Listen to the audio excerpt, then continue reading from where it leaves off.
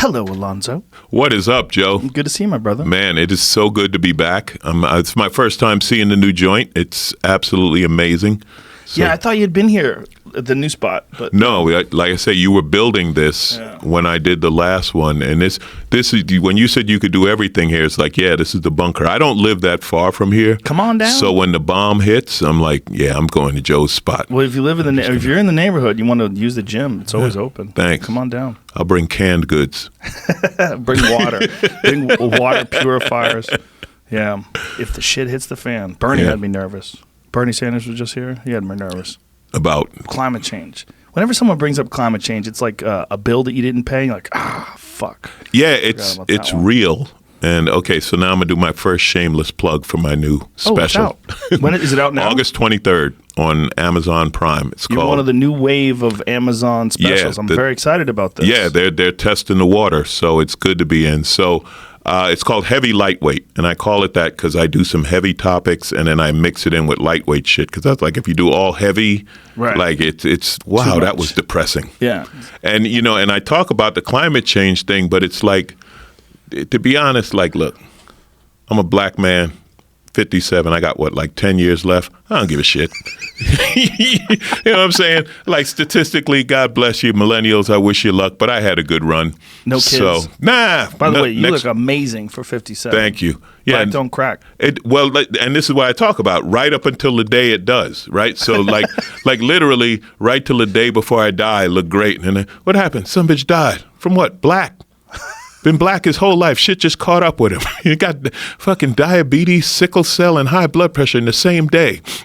A wave of malady. But the climate change thing is real. But I think the big problem is it's slow. It's not dramatic. So it's easy to not think about it because, the ocean's rising, but it's an inch a year. Right. Which, that may not be exact, but you know what I mean. It's not a lot, right? So people don't see it with the urgency, and I think that's why you have the young Congress people talking about it because they're like, "Hey, this is going to be in our lifetime, right?" But then you have the older generation where it's like, You know what's interesting? I'm pretty sure, and we should check this, make sure this is correct. And I think we learned about this from Randall Carlson that the increased CO2 rates also increases vegetation because vegetation and greenery, they use carbon dioxide. Right. Yeah, the increased rates, actually, this is like one of the greenest times ever. Yeah, but I wonder how does that offset versus there's less land for these plants to grow on. You know what I mean? Like, so when you look at like rainforests, jungles, things like that, like this is the opposite of that. What does it say? That it makes it harder for them to grow. What article says that? And is there any articles that say that's not the case?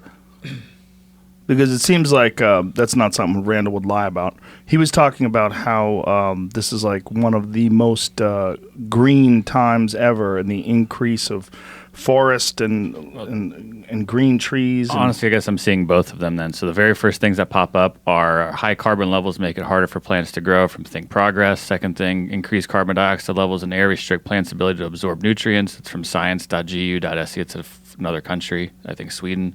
Then NASA first of all, says, Think Progress sounds like a bunch of fucking hippies, bunch of tree-hugging bitches. NASA says, though, it's making it greener for now. Yes. So I would buy that. And isn't this funny, like with science, you have to check because you have to see if there's a political agenda. Click on the NASA one. You have to see if there's a political agenda behind the science, right? Yeah. For sure. But with you never NASA, know. I'd go with what NASA says. I think so they say, scroll back up, please. CO2 is making the Earth greener for now. And then it says, a quarter to half of Earth's vegetated lands have shown significant greening over the last 35 years, largely due to rising levels of atmospheric carbon dioxide, according to a new study published in the Journal for Natural Climate Change on April 25th. Yeah.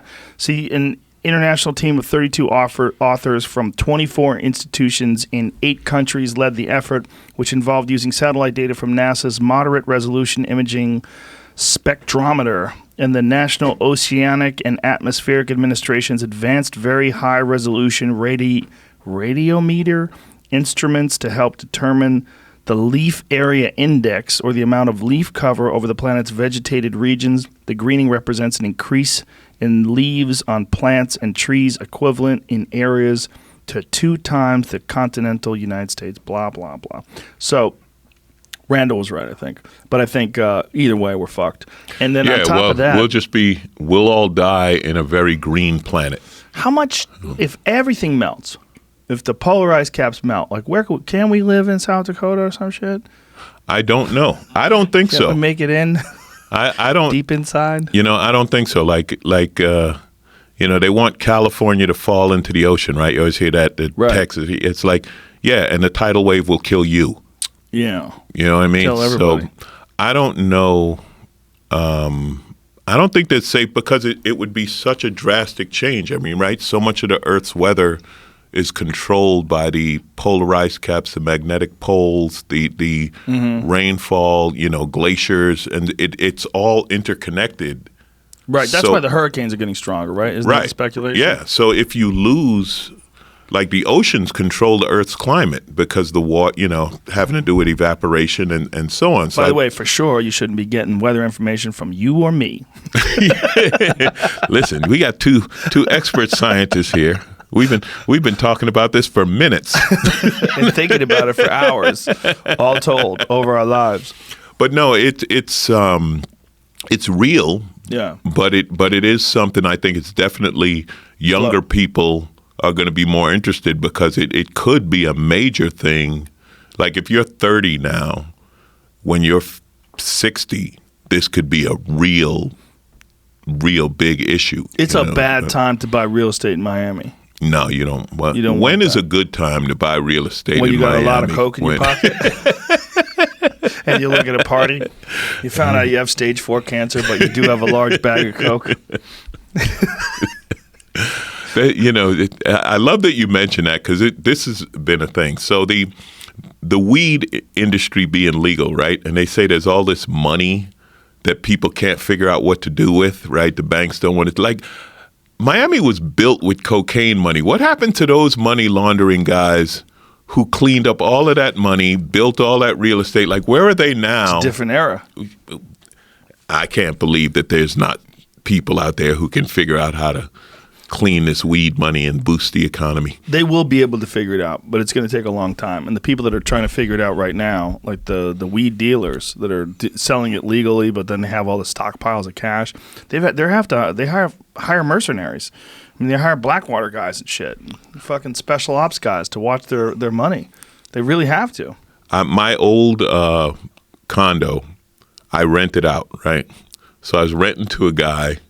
His business was he handled the credit card transactions for the weed places, for the dispensaries and stuff, and the bank shut him down, and he didn't pay the rent. And I was like, I got the only guy in the weed business who can't make money. Like I'm renting to. There's one guy in weed who can't. I was like, listen, man, I take cash.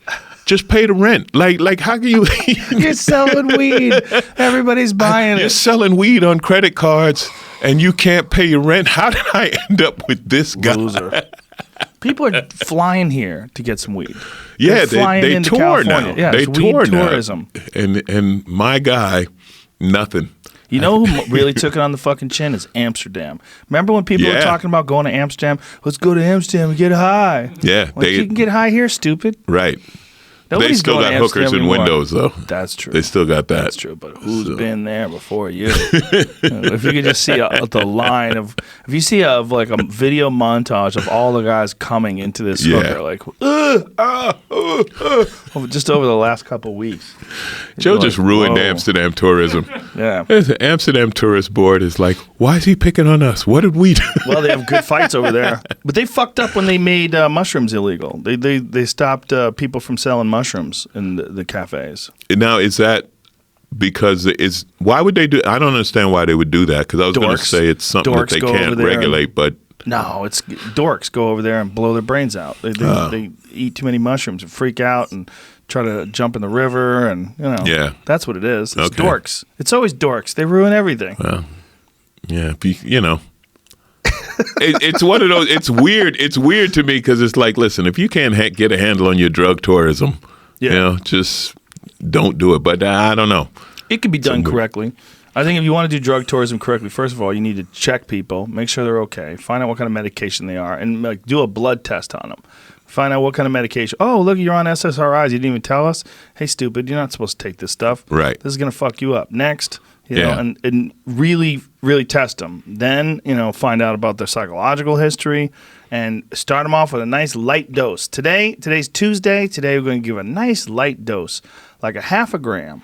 We're just going to see how you react. That would be it. Just you know, this is how much you get and see how you react. Exactly. And then come back on Wednesday. I Right. want you to think about it for 24 hours. You come back on Wednesday. And Wednesday we're going to give you 2 grams. Yeah. Let's and see then what's they up. got to cut you off. Yeah. And then you come That's back on Saturday and you get that 5 gram dose of goodness. Whoa. Yeah. And then just do it right with doctors nearby and IVs filled with vitamins and I'm sure that's why they don't, because who's going to pay for all of that part? dorks. You know, the same dorks. I'm sure people would pay. If you had like, if you could save up your money and have like a real safe mushroom trip, like a legit safe mushroom trip at a medical institution where they've got everything locked down and everybody's safe and the mushrooms are safe and yeah, people would pay a few $100 for that. Well, I haven't done mushrooms, but would that Ever? No. You want to try? No, thanks, man. Well, you know, I'm retired, man. You know that. From everything? Yeah. But Yeah, we talked about this. Like, when did you retire? 88. Wow, Yeah. that's crazy. Yeah. I mean, Ever get the itch? No. I've been high enough that I don't feel like I'm missing anything. So when you talk about it, it's like fascinating to me. But then there's also that case of like now, like I don't want to be that high. You know what I mean? Yeah. But and again, I don't knock what anyone else does. But this is what I wanted to ask you: if you did it under those medically supervised conditions, would it still be as much fun? Yeah, it's fun no matter what. As Okay. long as they leave you alone while you're tripping. Yeah. As long as they don't bother you. You know? Okay. That I mean, like I say, I have no idea. I have no frame of reference to, Right. so I can't say like that would be, not be cool or what. I don't Do know. you fuck with CBD at all? No, That's no. really And- good for you and it doesn't get you high. Yeah, I know, and I don't. Again, I don't knock it. I don't necessarily have a reason to fuck with CBD. I'm not in like any kind of pain or anything like that, or any, but I don't knock it as a treatment. I know it does work, and there's benefits to it. It's just not something You need. that I need or Right. that I do. It's like the knees, right? My knees are kind of trash, but when I work out and stretch and warm them up, it's not bad. And I've talked to doctor, and the doctor like, yeah, eventually we're going to do a knee replacement, but you don't need it Knee now. replacement. What's Yeah. going on with your knees? Arthritis, just You don't have to do a knee replacement. Stem cells. Stem cells, which is something I may do. My mom did it. I know. I've heard you talk about it, and Dude. that might be the way. As a matter of fact, I have a friend, and she's like she's around 80, and she said that, yeah, that's what they did for her knee. They did stem cells. My mom had her knees replaced before she passed away, and she said, yeah, that's one of the things you inherited from us, bad knees. It's like in the family. I was like, thank you, but she also made me funny, so I couldn't really be mad at her. She had great sense. I was like, all right, I'll take the funny and the bad knees. But the bad knees are workable. Yeah. I'm telling you, CBD, first of all, is going to help that because it reduces all the symptoms of arthritis. Like Dave Foley, his hands were fucked up. He had like some severe arthritis in his hands. CBD completely cured it. He couldn't Really? straighten his hands out. His hands were always at like a slight bend. And now he's got a full range of motion in his hands. He's blown away by it. Yeah. My knee problem is impact. Just Football or basketball. Basketball? Yeah. Yeah. So even So your meniscus and all that stuff's Right. all trashed. Yeah. So even now, like I can do most, like I can't jump, I can run, I can do something. I did this CrossFit. I tried CrossFit and my knee swelled up and I went to my doctor and he's like, what the hell is wrong? You jumping up on boxes? my doctor's diagnosis for 90% of my problems, you're old. Don't do that. You got to go to a different doctor, man. You can fix a lot of those problems with stem cells. A Yeah. lot of those problems. Yeah, it regenerates tissue, reduces inflammation. It does a lot of amazing stuff. Now, and I haven't researched this at all. I mean, I've heard stuff. My stem cell knowledge is about equal to my climate change. Well, mine is No. slightly better, Right. Because So- I've actually had a bunch done on me. Well, this is what I wanted to ask you about. So I know when you talked about it early on, you went overseas, right? You left No, you did get it done here. So that was my question, because I've heard people talking about going to Panama, Asia, etc. Dr. Reardon, I don't think you want to go to Asia. I don't know what they're doing over there.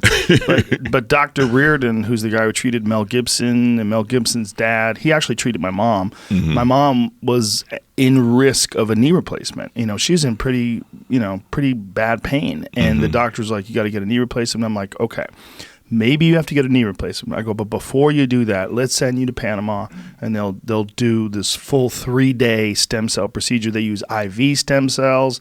They blast the area over 3 different days. They hit it with stem cells. Mm-hmm. And, my mom is 73, so it was a while before it worked. She, for the first 4 months, she was a little discouraged. She I don't feel anything different. I don't know if this is working.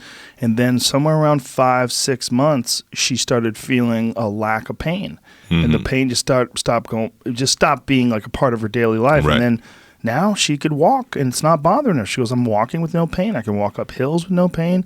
And she goes, I want to do it again. So I was like, fuck it, let's send you down again. So she's headed down again to get more of it. But you did it here. Yeah, I did it here. Well, I think now, is there a difference? Yes, they can go ham in Panama. Mm-hmm. They go ham. I mean, they just fucking fill you up. They just bring a fucking bucket of stem cells, big ass needle, and bang. They don't have the same regulations that they do in America, so they can get away with a lot of different stuff. And Dr. Reardon, who is one of the pioneers of this, and he's written multiple papers, and he has scientific journals all about the benefits of stem cells, and it's particularly effective on people with neurological conditions, people with neurodegenerative diseases of the like. And he's written extensively about all that stuff. But when he came on, I mean, he blew me away. And I had already had some success with stem cells in America where, like, I had a full-length rotator cuff tear in my shoulder. Right. And they injected it with exosomes, which is like the most advanced form of stem cells. They used to think is stem cells. They felt like when you put stem cells into an injury, that the stem cells were reproliferating this area with new tissue. But now they think that the stem cells, and I'm sure I'm butchering this if you're a scientist. Now I think they think that the stem cells are releasing exosomes, and that the exosomes are actually what does it. So now they just go straight to exosomes, and then they inject exosomes into these particular areas. Now they have another product called Wharton's Jelly that's even more potent that I just got shot into me. Yeah. Anytime I get injured, man, I just fucking head on down. I'm like, what's the purpose of having money if I'm not fucking shooting myself up with all these juicy stem cells? There you go. But it works, I don't know if I got stem cell cash. I probably do. You do. Yeah. You do. It's okay, not that so bad. It's not that. Yeah, you're a successful I do. comedian with a fucking Amazon special. No, I do. You're Alonzo Bodden. Listen, I do all right. I tell people, I do all right. I don't make as much as they think, but I do all right. You know what I mean? Because like when people see you on something, they're like, oh, well, you got $10 million. Like, no, I don't. I'd like to, but I don't. But yeah, so, okay. Well, we'll talk about that then. We'll talk about Amazon special might push you over the top. I hope so. You know, I mean, you know me. I've been in the biz forever. I love the biz. I appreciate the love you give me on the podcast. People always tell me when you or some guest, oh yeah, man, they were talking about you, you know, and I appreciate that, right? KRS-One said a long time ago, respect will outlast cash. Yes. You know, so I appreciate that. I appreciate you too, man. But yeah, it'd be nice to have something blow up like that, right? I think it can. So many times it happens in careers. So well, they're doing a lot of specials now. They got Gaffigan is doing Amazon. Russell Peters is doing Amazon. Who else? Someone else. Jimmy O Yang's got one. Yes, coming up. Does Fahim have a Amazon? Fahim Anwar, does he have an Amazon?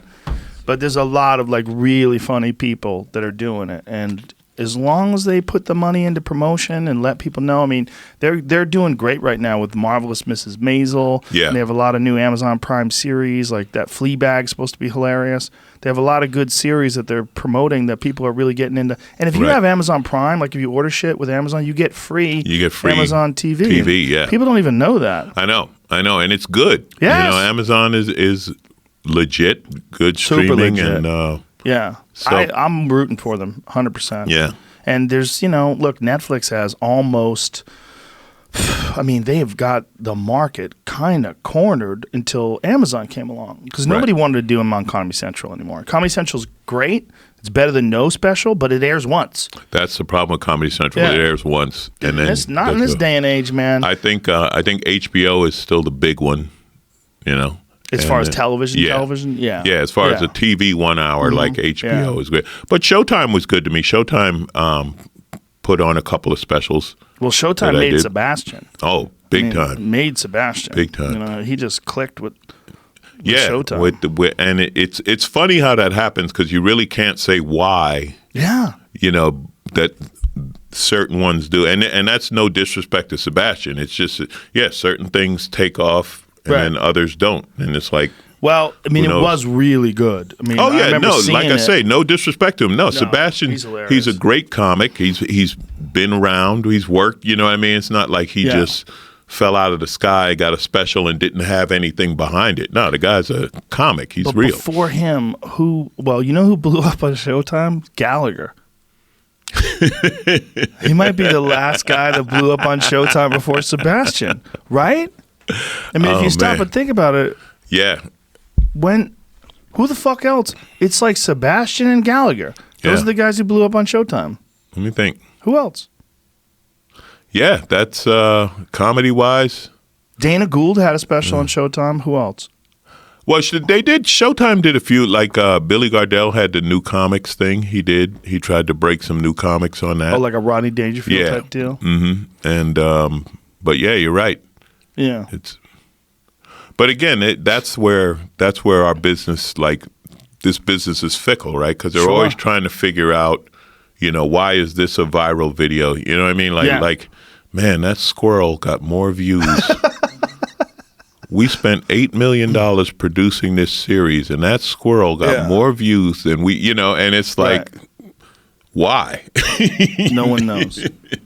Yeah, if you're just trying to concentrate on making things viral, you will go fucking crazy. Yeah, you can't figure out, you know, why people are connect to this one thing, even though others have done it or done something similar or whatever.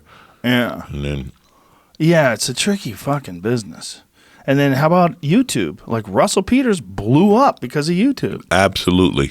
Worldwide. Unbelievable. And you know, people, and it's funny because people here, they don't realize how famous Russell is.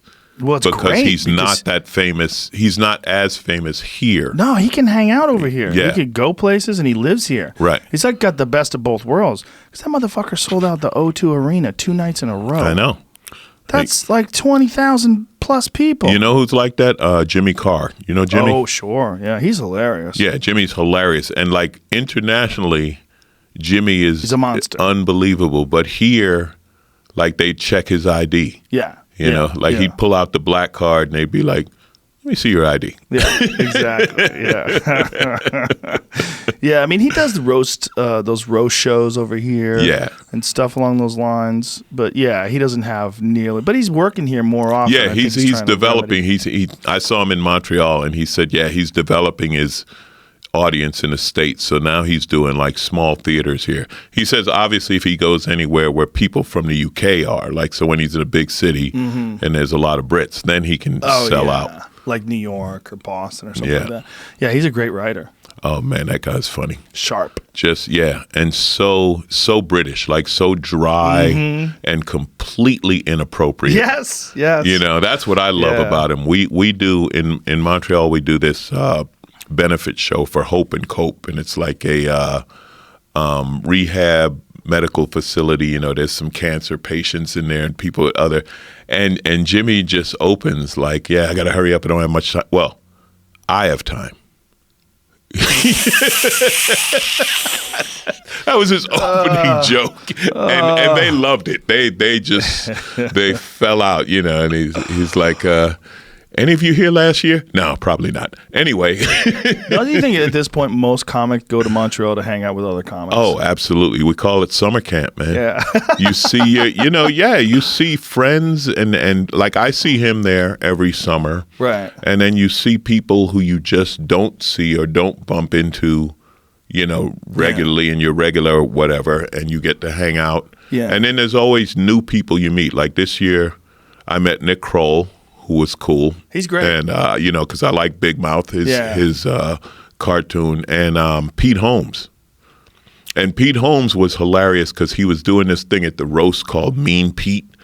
So he was doing like a completely different character because, Pete Holmes, a nice guy. And he was at the roast just destroying people. And he just kept yelling, Mean Pete, So, but yeah, so that kind of stuff. Yeah, it's fun, man. I haven't been in forever. Meet and hang out. Well, that was the first time. I don't know if you remember it. I definitely remember. It's the first time you and me hung out. When was this? Which year? Like 90s? Yeah, it was. Damn, we're old. Yeah. So it was 99. It was my second time in Montreal, right? And I'm doing comedy, I don't know, about 6 years.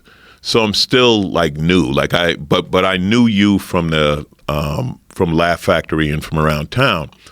And you were hanging out with Kevin James, and I think he had just got his show or had just finished his first year of his show or whatever. And you were like, come on. And I jump in a cab, and we went around doing spots. And I'm like, and you'd already been on news radio, and I'm like, fuck, I'm hanging out with Joe and Kevin, like we're doing spots, like you know what I mean? Like as a new comic, you're like, holy shit, this is the coolest shit, because I could get in because I got out the cab with you two. So they're like, yeah, you can do 5. So that I still remember that. That was fun. But that's what Montreal is. So now I'm that guy. Yeah. Right now, I've been to Montreal so much. I got people calling me in L.A. asking me about Montreal. They told us to call you. I had Chris Spencer calling me to get spots on shows. I was like, Chris, I don't book it. He's like, yeah, but and then I was able to get him a spot. So I guess I do know. I guess it worked. Yeah, but the problem is if it works once, then you're the guy they call. Yeah, that's so if you're listening to this podcast, no, I can't help you. Do they still have a bunch of different venues where you can drive around and get spots? Not as much. Everything's booked now. You know the big difference now. There's a lot more TV. Like remember back then there were like 2 or 3 people had hours. Yes. Not meant now. There's like a whole series of 1 hours that they're taping, and then like Kevin Hart did the whole LOL thing there for a couple of years, so he was taping all of that. So there's a lot more. TV is more involved. This year there wasn't a whole lot of Netflix. The last 2 years there was a ton of Netflix, and Netflix was doing a bunch of half hours and stuff. And they were filming them in Montreal? Yeah, they were filming them at the festival. That seems weird to me. It seems like the festival is supposed to be fun. It's not supposed to like film a special. I think it's still fun in that, like you said, you see other comics and you get to hang out. But there's not the development business that there used to be. Right. That's not there. But the content business is there. And they figure, like, we got all these comics in one place. We'll set up cameras and we'll shoot. Bang, bang, bang, bang. I think that's so there's less of there's still some shows where you could just, jump on and it's friends of whoever. And the midnight shows, they still do that. They have like a whole midnight surprise or whatever, where you don't even know who's on the show. And that day they call people like, hey, you want to do a spot? And they still have the Nasty Show. The Nasty Show is still huge. They do the ethnic show now. Remember, there used to be. That's what they call it. Well, there used to be like the Wise Guys was the Italian show, right? And then they had the Jewish show, and then they had the Uptown was the black show, and this and that. Well, now they've combined all of that, and they call it the ethnic show. And there'll be just different comics on there from different ethnic groups. I've hosted it a couple of times. It's a lot of fun. Did they expect you to do ethnic material? No. Some you do some people do some don't. I think my favorite one year I was hosting it, Natterman was on it. Dan Natterman, who you know Natterman, hilarious guy. And he was like, yeah, ethnic. Yeah, I'm a Jewish comic from New York. That's such a rare find. Ethnic is a weird word too. I mean, isn't everybody ethnic? Yeah, but it's their, it's the right title for catch-all. And also the other big thing is Canada, they're not as hung up on it, right? So you're not as worried about being politically correct or hurting someone's feelings. You know what I mean? Like they understand, yeah, this is a comedy festival and people are going to say shit that is inappropriate and being friends. We make fun of each other, right? And so your ethnic group may come into it, but not from a point of racism or hatred or judgment. Just it's fucking funny that we're the same or different in our ethnicity or in our background, and we joke about it. Does Comedy Works exist anymore up there? Went under, right? Unfortunately, the Works went under. Didn't Jimbo take off? Yeah. Vanish somewhere? I don't know what happened to Jimbo. I'm not sure what happened to him. But Jimbo was great. That club was the epitome of comedy, right? Yeah. You go upstairs. There's 150 people in a 120-seat room. Is it even that many? It was 120 seats, and the fire marshal would have shut it down every night, right? Because if there was a fire in Comedy Works, it would have been a horrible tragedy, and but the energy was like you get on that stage and just kill, and it's like we got the gala over here, we got 3,000 seats in the most beautiful theater you can imagine, but you really want to have fun. Go upstairs to Comedy Works and sweat. You're literally sweating for 15 minutes because there's no air conditioning. It was terrible if it worked. Heat rises, so we should put this place upstairs. Well, when they wanted to stay warm in the winter. Yeah. And they have like a little comedy scene, like a local scene. Yeah. And they still have some places. Like there was one I was working, I can't remember the name of it, but it was the same kind of vibe. It was like an upstairs bar that they converted for the festival. They put in 100 chairs, and and it was great. And that's where they were doing Midnight Surprise. So that venue is still really cool. And then they have the Theater St. Catherine, which is like this small stage in a long room. Yeah, I did that one year. And that one still has, so there are still some places that have that funky comedy vibe. I mean, But that Comedy Works room, is it still there? Could somebody like turn it I don't know. I have no idea if it's there or if it's been redeveloped. But yeah, Works was That was the shit. that was the fun room. That was where you ran your set before you do your, gala or TV taping or whatever, and it would just yeah, kill. it was crackling. That was the first time I ever saw Lenny Schultz. You ever see Crazy Lenny? Do you know Crazy Lenny? No. He was a hilarious guy that was right when I was coming up. He was just at the end of his run, at the end of his career.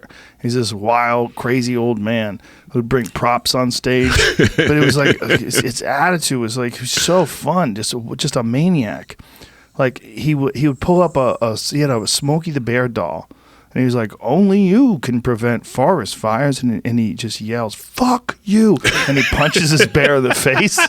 It didn't make any sense. And on paper, it sounds so stupid. But in person, I know what you mean. You're fucking holding your body. You couldn't even stop laughing. My favorite random funny thing like that, there's a guy still touring as far as I know in Canada called Mel Silverback. You ever hear of Mel Silverback? Mel Silverback. Half Jew, half silverback mountain gorilla. And he would wear the tuxedo with the big ruffled shirt like the old Catskills comics, and he wore gorilla hands and a gorilla head.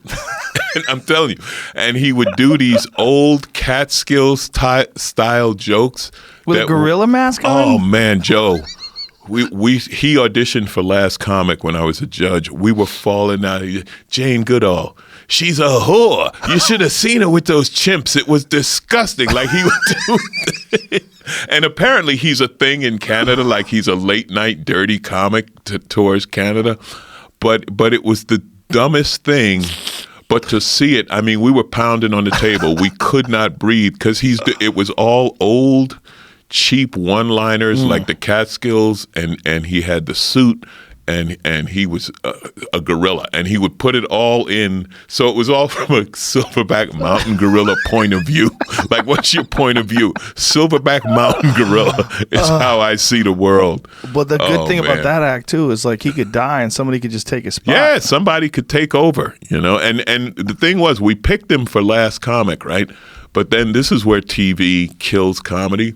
So now he's on primetime NBC, and he can't do that. Like, you can't say she's a whore, and you can't do everything that made him funny was like, no, the censors won't allow it. So now people are like, why is he wearing gorilla hands? Yeah, it just... So sad. Yeah. TV just rips the guts out of comedy again. Let me see what makes you funny. Okay, let's not do that. Do you remember Gallagher 2? Yeah. Remember his brother? You couldn't afford Gallagher. So yeah, he was doing like Gallagher was doing giant theaters, and Gallagher 2, his brother, was doing like little comedy clubs. Yeah. Like I would see it like in places that I was working. Yeah. Like when I was coming up, it would be like, oh, and then next weekend it's Gallagher 2. I'm like, What's Gallagher And didn't too? they get into a fight, like a Yes. legal fight over ownership of? Because Gallagher wanted to come back. Yeah. See, Gallagher apparently like temporarily retired, and he sold his act to his brother, Gallagher too. And his brother looked a lot like him, and he had, he just basically he picked up like a job. It's like having an affiliate or Yeah. like a, Like syndication. Yeah, You yeah. syndicated the act. Yeah, you just like if you want to buy a 7-Eleven. Yeah. Well, it's You like know? the Blue Man Group. Like there's different Blue Man groups Oh, right. around the Yeah. country. Yeah. Yeah, that's true. But there's no like, if it was a blue man, Right. If it was just one blue Yeah. man, maybe Yeah. that would be. But so Gallagher's brother took all the jokes and the props and started buying watermelons and sledgehammers and just toured the country. I would love to be in court when they had that fight. Like, Your Honor, here's how I smash a watermelon. And then here's my brother. This is how I smash a watermelon. Like, how do you decide? I think it was just a matter of whether or not he could continue to do the act. But I mean, is it his last name, Gallagher? Is it a real name? So it is. Leo was the original, and Ron is the brother. But He looked a they're little both off. named Gallagher, Yeah, I'll right? show you. It's So- like if a girl breaks up with you and you fuck her slightly less good-looking sister. It's like, I don't know if this is not right. quite. Yeah. So that's, I think, right here is the OG. That's the original. And That's then the original? This picture here would be the brother. Is it? Wow. Are you sure? Yeah, that's I picked up. This is a Wow, that is, yeah. I wouldn't want to be that judge because The Ballad of Ron Gallagher, Blogfoot. yeah. Someone must have wrote the story about it, but Wow. So yeah, it was close enough. yeah, so they you look would kind of feel well. They're like brothers. it Yeah, was Gallagher. How weird. And so then after a while, I think Gallagher got tired of being retired, and he said, "I'm coming back." And his brother's like, "Well, I'm fucking gonna continue doing this act." He's like, "No, you're not, bitch. You're gonna Right. have to find a new way to make a living." but I bought it from Yeah. you, right? So I own it now. Like you being in your probably 40s, and your brother, who's like of a similar age, just picks up comedy and just starts doing your routine, like 100%. Yeah. And he calls himself Alonzo too. Yeah, that's crazy. Well, Charlie Murphy could have done that, right? He sounded enough like Eddie that he could. I mean, no, he wouldn't. But what Yeah. I'm saying is, he could have done it, piggybacked Eddie. But he had such a different way of talking. Yeah, I mean, his way of talking was so much more aggressive, Yeah. raspy. Yeah, I missed that dude. yeah. I had a good fucking time with him, man. We did a whole tour of the Oh, yeah? country for 30 days. Oh, nice. Me, him, and Heffron. Oh yeah. Yeah, we did That's this cool. Maxim Bud Light tour. When you remember with those the real men of Bud Light, where they would Yes, sing the yes. real American heroes. The guy Yeah, I who remember was those commercials. Yeah. the guy who sang was the lead singer of Survivor, the Eye of the Tiger guy. Oh yeah. Yeah. So we were on tour with those guys. So those guys would sing songs, and they had like little punchlines they would do with the songs, and they would have a local guy, which is actually how I met Tom Segura. I met Tom Segura because we were doing the Hollywood Theater or Celebrity Theater, whatever it is, in Phoenix, and Segura was the opening act, the local opening act. They Okay. had flown him in, and I think he did like 5 or 10 minutes, and he was hilarious. And that's why I became buddies with him and started taking him on the road with me. But then, there would be the real American hero guys, and then it would be Heffron, and then Charlie and me. And Yeah. we did 22 dates over a month. We had a great fucking time. I only met him once, but he was real cool. I met him in Vegas, and just one of those. It was the Dirty at 12:30. We were doing the Dirty, and he came by, and we just hung out backstage, met him for a minute. But yeah, he seemed cool. Couldn't But be cooler. That was maybe a year, maybe 2 years at most before he passed away. Yeah, he did my podcast in the early days. We always talked about doing it again, but we never did it again. But he had some great fucking stories about Mike Tyson, about visiting Mike Tyson. And Mike Tyson was outside with a tiger, and nobody wanted to get out of the limo. Well, that the tragic thing about comics, right, is when a comic dies, his act dies with him. Yeah. Whereas singers, somebody else will sing the songs of it, but when a comic goes, so when you have some like Patrice, Right. like that's all gone. Like that, and so many comics, like when they're gone, that act is gone, and you remember it, and it was hilarious, but nobody can do their act after that. I think there was a guy that was doing a Bill Hicks tribute show, and he was doing Bill Hicks with all Bill Hicks material, and he dressed like him and acted like him. How far did that go?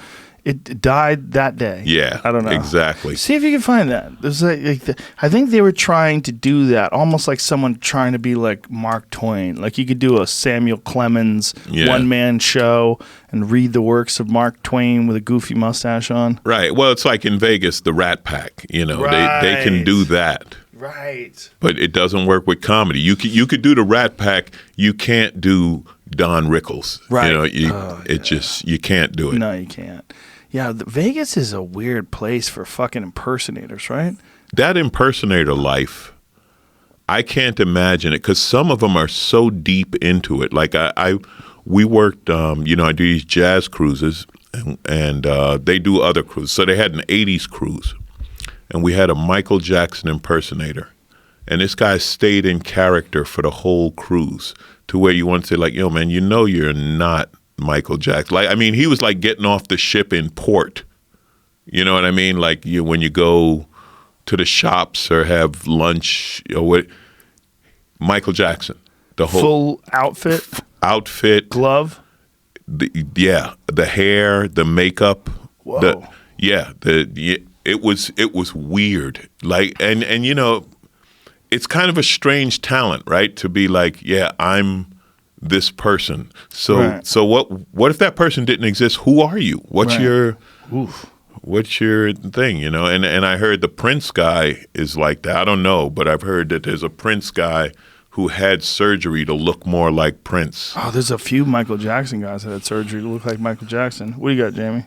Well, first, Google Images just changed it. So this, and my mic just fucked up. So this stuff looks weird now, but I found a show that was done about 10 years ago where a guy did a show called Bill Hicks' Slight Return where he did a show as if Bill Hicks was still here 10 years after his death.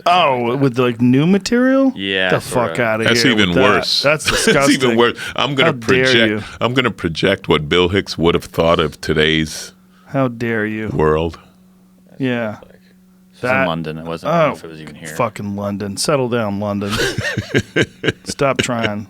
That's what they need to get Alex Jones to be Bill Hicks. Just give him a little more hair. But I think that's the closest thing I could find that we were talking about. Oh, There's that's been a couple shows. Okay, maybe I read it wrong because I could have swore there was a guy who was doing Bill Hicks material. He was doing it again. What is that? Bill Hicks, Dark Poet, lower right. Is that actually Hicks? And the lower right hand side, the blue one. Keep going. Bang. What's that? Yeah, that's it. That's not Hicks. That's the guy that pretended to be Hicks. That's the guy. That's the same show I was telling you about. Barf. This show is Hicks it's in saw Edinburgh. life as a ride, but this show is a bumpy journey. That shows death. Oh yeah, no, this is a different guy. Even he did a show called Dark Poet, but All the of same them. kind of thing. Stop. Yeah. Look, the way they dress, everything. Stop. You're not from Texas. Shut your mouth. Go home. Go home, you fuck. Write your own act. So But that's the thing about I'm going to go comedy. to Edinburgh and pretend to be Bill Hicks and hope nobody here has ever actually seen him. Get some surgery. Look like Hicks. The Michael Jackson people, like, you got to get fucked up surgery. Yeah. Not regular surgery. You got to get like the fucked up chin thing. It's the weirdest, like, again, like you say, to be an impersonator. And now I guess Queen is, big. Yes. Like, as they make these movies, right? So now people are going to want to be They want overbites. that. Yeah. They want to get an I overbite. gotta be Get some Freddie buck Mercury. teeth. Can you mess up these teeth? Yeah. They probably have to wear fake teeth. Yeah. Body or young man. He had some crazy ass teeth. What a talent that guy But he had, said though, it helped his voice. Really? That's what he said, in the movie, that he said he could sing at that range because of his shape of his mouth, which Whoa. may be true. I don't know. I don't know how it. How does he know? He's never had a different shaped mouth. That's true. Yeah. Well, whatever it was, it worked. He's making lemonade. That's what it is. But you're right. Like that talent, who's like that now? Are there bands like that now that, because Queen kept, like, every song was different. Like, Yeah. you knew it was Queen, but it was completely different than the last hit that they did. Yeah. That's what was crazy about it. I think those bands that grew up with no internet, they will forever be unique because it was a different world, and the kind of creativity that it took to become those bands, like the kind of creativity that it takes to become the Who. Yeah. You know, like today the world is like a different place. Like they develop touring, and like the Beatles, they developed touring and performing constantly and writing and you know, I mean, sure, they were influenced by other bands, but not nearly to the extent that people are today. Yeah, and also there's kind of a conformity today to the marketing. Like, we want you to be this so we can sell it, you know. I was playing Earth, Wind, and Fire for somebody, and it was one of their instrumentals. And I told him, I said, well, you know, Earth, Wind, and Fire would also play jazz with Ramsey Lewis. Like, they would, the same musicians. And they were like, oh, they said, because I saw them once and they were doing this whole jazz thing and I wondered what it was. And it was like, yeah, they were actual musicians. And a band like, or can you imagine showing up now with a band like, yeah, there's 27 of us. We got a horn section and a this and a that. They'd be like, what? No, like, we're not paying for actual musicians. Like, those bands had horn sections and rhythm sections. It was a lot of people. How did they make money? And, well, they charge a lot for tickets. They would have to. I mean, well, you know what else? 27 people on the stage. Records. Right. Records were real. Records. So record sales, like when you sold 1 million records, you made a lot of money from selling 1 million records. Yes. And then you had, you know, those bands, like I did one of these 80s things with War. And the number blew my mind, but then I realized, man, War sold over 50 million records. Whoa.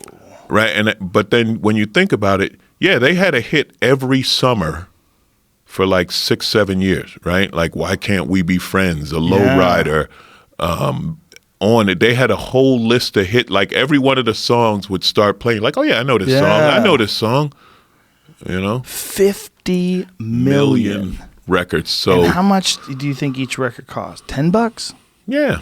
What were records? $9.99 or whatever? Yeah, something like that. So that's 500 million. Yeah, and they probably they had to get what, at least $1 or $2 off of each one after everybody else took their cut. Yeah, and then all the touring money. Yeah. I was talking to someone who's in a band now, and they were explaining to me that these record companies, they don't just take the record sales anymore, like iTunes sales, and they now take merchandise, they take touring money. When you sign to an all-exclusive deal, because the record companies can't really justify their existence anymore because they can't really sell records. Right, you can't sell. Yeah, because all the musicians I know say the only time they sell CDs or records or whatever is at the live show. Yeah. Like, they have to go out and sell. They're like us now. Right, They got to go out and do merch. Like, they didn't have to do that before. It's like, yeah. But imagine, like, buying a CD now. Who's buying a CD? Yeah. You look at it, you go, what am I do with this thing? I don't even have a slot for it. Well, yeah, that's what people say when they buy them after shows. They're like, you know, and I joke about, like, because I have CDs and download cards. You sell CDs still? It's generational. It is literally, the line is right at about the age 40. If they're older, they want a CD, right? And I said, you know, so if you try to sell them a download card, they're like, what? I'm not paying you for a business card. What is this, right? But then if you get a younger person and you try to sell them a CD, like, where am I going to play this? My grandfather's house? Like, what? My computers don't even come with a drive anymore, like a disc drive. But records. So people like records. People want now. to buy vinyl. Why don't you sell vinyl? Because that's a small percentage that want to buy vinyl. But I think your crowd, like, you're into jazz and shit. Nah, that's the type of people they're buying. You know what? Jazz fans still have CD players. Like, they made the switch from records to CDs, and they're like, "That's it. I'm not going back. I'm not getting the records out of the garage." So there's not a record industry for jazz? Some, but it's for the. Yeah. There's some, but it's not big. Blue Note jazz label is doing records again, and for their artists, but they're selling to the younger people, not the older people. Mm. Older people aren't buying new turntables to play it. That makes sense. You know, where is a good jazz place in LA? Like, if I wanted to go see jazz, man, you know, the crazy thing about LA is all the jazz musicians live here, and they all say, well, we don't play here. There's no money to be made. So there's So why do they live here? because it's LA. They record here, and they tour. I'm trying to remember the name of it on Sunset. Catalina Bar and Grill on Sunset is good, and Vibrato on Beverly Glen is good. Vibrato's owned by Herb Alpert. Oh, really? Yeah. So is this something like you'll go out like on a Wednesday night or something like that? You'll go see some No, jazz? I do more. I love going to festivals. Yeah, I love going to jazz festivals. I'm guilty of that. I'll go to a jazz club in New York more so than I would in L.A. Really? Yeah. Why? Because it's more the vibe. The vibe in New York, it just fits. That's where they come from, and that's where they jam. But I've been to a few times. I'll go definitely if I know somebody who's playing there. I'll go see them at Catalina. I've never experienced good jazz. I'm sure it's real. I know you're not dumb. No. There's gotta be. I gotta. Man, this. What is this, Jamie? This is Catalina, but Dick Van Dyke performs there kind of frequently. Right. He performs The only jazz? place that's the only reason I know of it, because it's on Sunset in Hollywood. Oh, and there Dick he Van is. Dyke pops Yeah. up there. Is he doing stand-up? No, he does jazz. He sings. What? See this, but this is the thing, and this is the thing about jazz. So you see that now. Call up a guy. Look up. Hold on, I want to hear some of this. Before I swing, oh, hear those Has he got a cigarette? Yeah. If you like that, you know you're high. Okay, stop this immediately. Yeah. So What is that? That's old Yes. acoustic just jazz, old. but that's a jazz that keeps people from listening to jazz. Yeah. That's a jazz people like, oh, never mind. You look up a guy like Robert Glasper, who's just this brilliant young keyboard player, and he has two bands. He has the Robert Glasper Trio, which is just a jazz trio, piano, bass, and drums, which are brilliant. Then he's got the Robert Glasper Experience, which is his electric band, and he'll have everyone singing on that from like Layla Hathaway, Donny Hathaway's daughter, who's a brilliant vocalist, to Lupe Fiasco, to Mos Def. They all perform together. He hangs out with the Roots. The Roots have a jam session in New York that all these jazz artists come to. So that's what's going on that I love. It's really, jazz has always been the most creative music. It's just and that's why I love it. These guys they're masters of their instruments, and it's all about creativity. And they, even when they do covers, it's great because they do it in such a different way. Like Robert Glasper Experience. The first time I heard him, they did "Smells Like Teen Spirit," and I was like, "Thank you." He was. Can he look it up? He can look up anything. So that's the kind of thing in jazz. My buddy Marcus Miller, who's this brilliant bass player, he was Luther Vandross's musical director, and he did all the music for Luther, right? And that was all great. But he also produced music for Miles Davis, and he's done stuff again with anybody from like, Bill Withers to classic, old school jazz artists. So yeah, jazz covers a wide range, and that's what I love about it. But there's a lot of young jazz artists now who are bringing in hip hop and different genres into jazz that are making it really cool. International stuff, a lot of African sound coming in, Brazilian sound coming in. And these are the guys, Terrace Martin, who's in a group called R&R Equals Now with Glasper. Terrace Martin does all of Kendrick Lamar's music. Really? See, so it's like I'll go with Kendrick Lamar, and I need to make $5 million, so I'm gonna do this music. But when I can just create and play and have fun and just be a musician, then I go to my jazz roots and I jam with these guys in a whole different vibe. So Here's right here. yeah. It smells like Teen Spirit, jazz version. That's hilarious. What is going on with his head?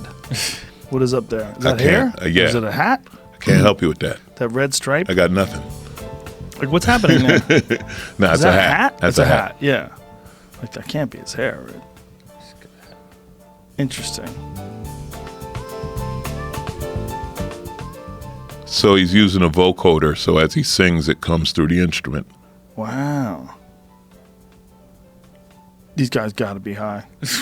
Yeah. No. Yeah. No way around it. Well, that part of jazz never changed. Yeah.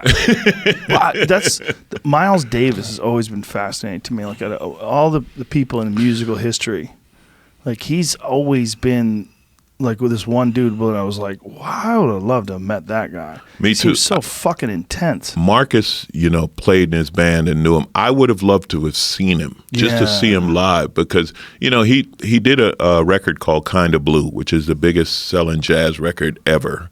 He did it in 59. It still sells thousands of copies a week. Like, it's still a big, Kinda Blue is the standard. But he also played covers of like Human Nature and Time After Time. Like in the 80s, he was doing covers of that. Wow. So again, that was the thing about a jazz art. Like, he was like, yeah, well, it's good music, so I'm going to play it. Like, I don't care if it was written by Cyndi Lauper or, Duke Ellington. If it's good music, I'm going to play it. And that's what's so cool about it. But yeah, so those are places. But when you go to the jazz festivals, whether it be the Playboy Jazz Festival, Newport Jazz Festival, just like our comedy festivals, where you get a bunch of musicians who are like, yeah, we're all here together. Let's jam. Let's play something. And sometimes the best music will be random, not part of the set, but like, oh man, remember when we played together in 97 in Montreux? Yeah, let's come on stage and we'll play. And then you hear something that, again, just like in comedy, when some comics just improv or they're doing the same thing. They're improv. To me, the big compliment I get from jazz musicians is when they compliment me on my improv. Because it's like, yeah, you guys are the experts. You like, improv is, you guys created it. So if I'm doing something and you think it's cool, Craig Robinson, Craig. Sure. He's talk about both sides. Like, he's got the comedy and music thing, and he's respected on both. He's like, the musicians love him and comics love him, and Craig. In Montreal, Craig did a big outdoor show, like it was like a block party. Like the giant outdoor stage. Yeah, Craig played it. And it was hilarious because he's doing his act, right? So it's a big outdoor thing and families with their kids, and he's singing Take Your Panties Off. And I'm like, yeah, so this, I guess, is the uncensored Craig. But it was hilarious, Very cool. I saw Dizzy Gillespie once when I was a kid. When I was in, it had to be like second or third grade. I was living in San Francisco. We had a field trip. Went to see Dizzy Gillespie live, and I'll never forget it. Like, his cheeks would blow up like a bullfrog. Right. And it was like, but that's not even the way you're supposed to play the trumpet. Right, and that's what's so great about it. Yeah. Like, nobody taught him the right way to play it, so he just played it. Most people don't even know who Dizzy Gillespie is, but if you see him live, you never forget like that. Right. Like, what in the fuck? Like, you see his face blow up, you're like, how? How are you doing that? How is that real? But so you're supposed to keep your cheeks tight, like the way they would teach you. Mm-hmm. They would never teach you to do that. And you probably couldn't. I know I couldn't. He just had a way of doing it. I wonder what year he died. Don't know. But I was a little kid when I saw him. Here's it. He died in 93. 93. In New Jersey. Damn. I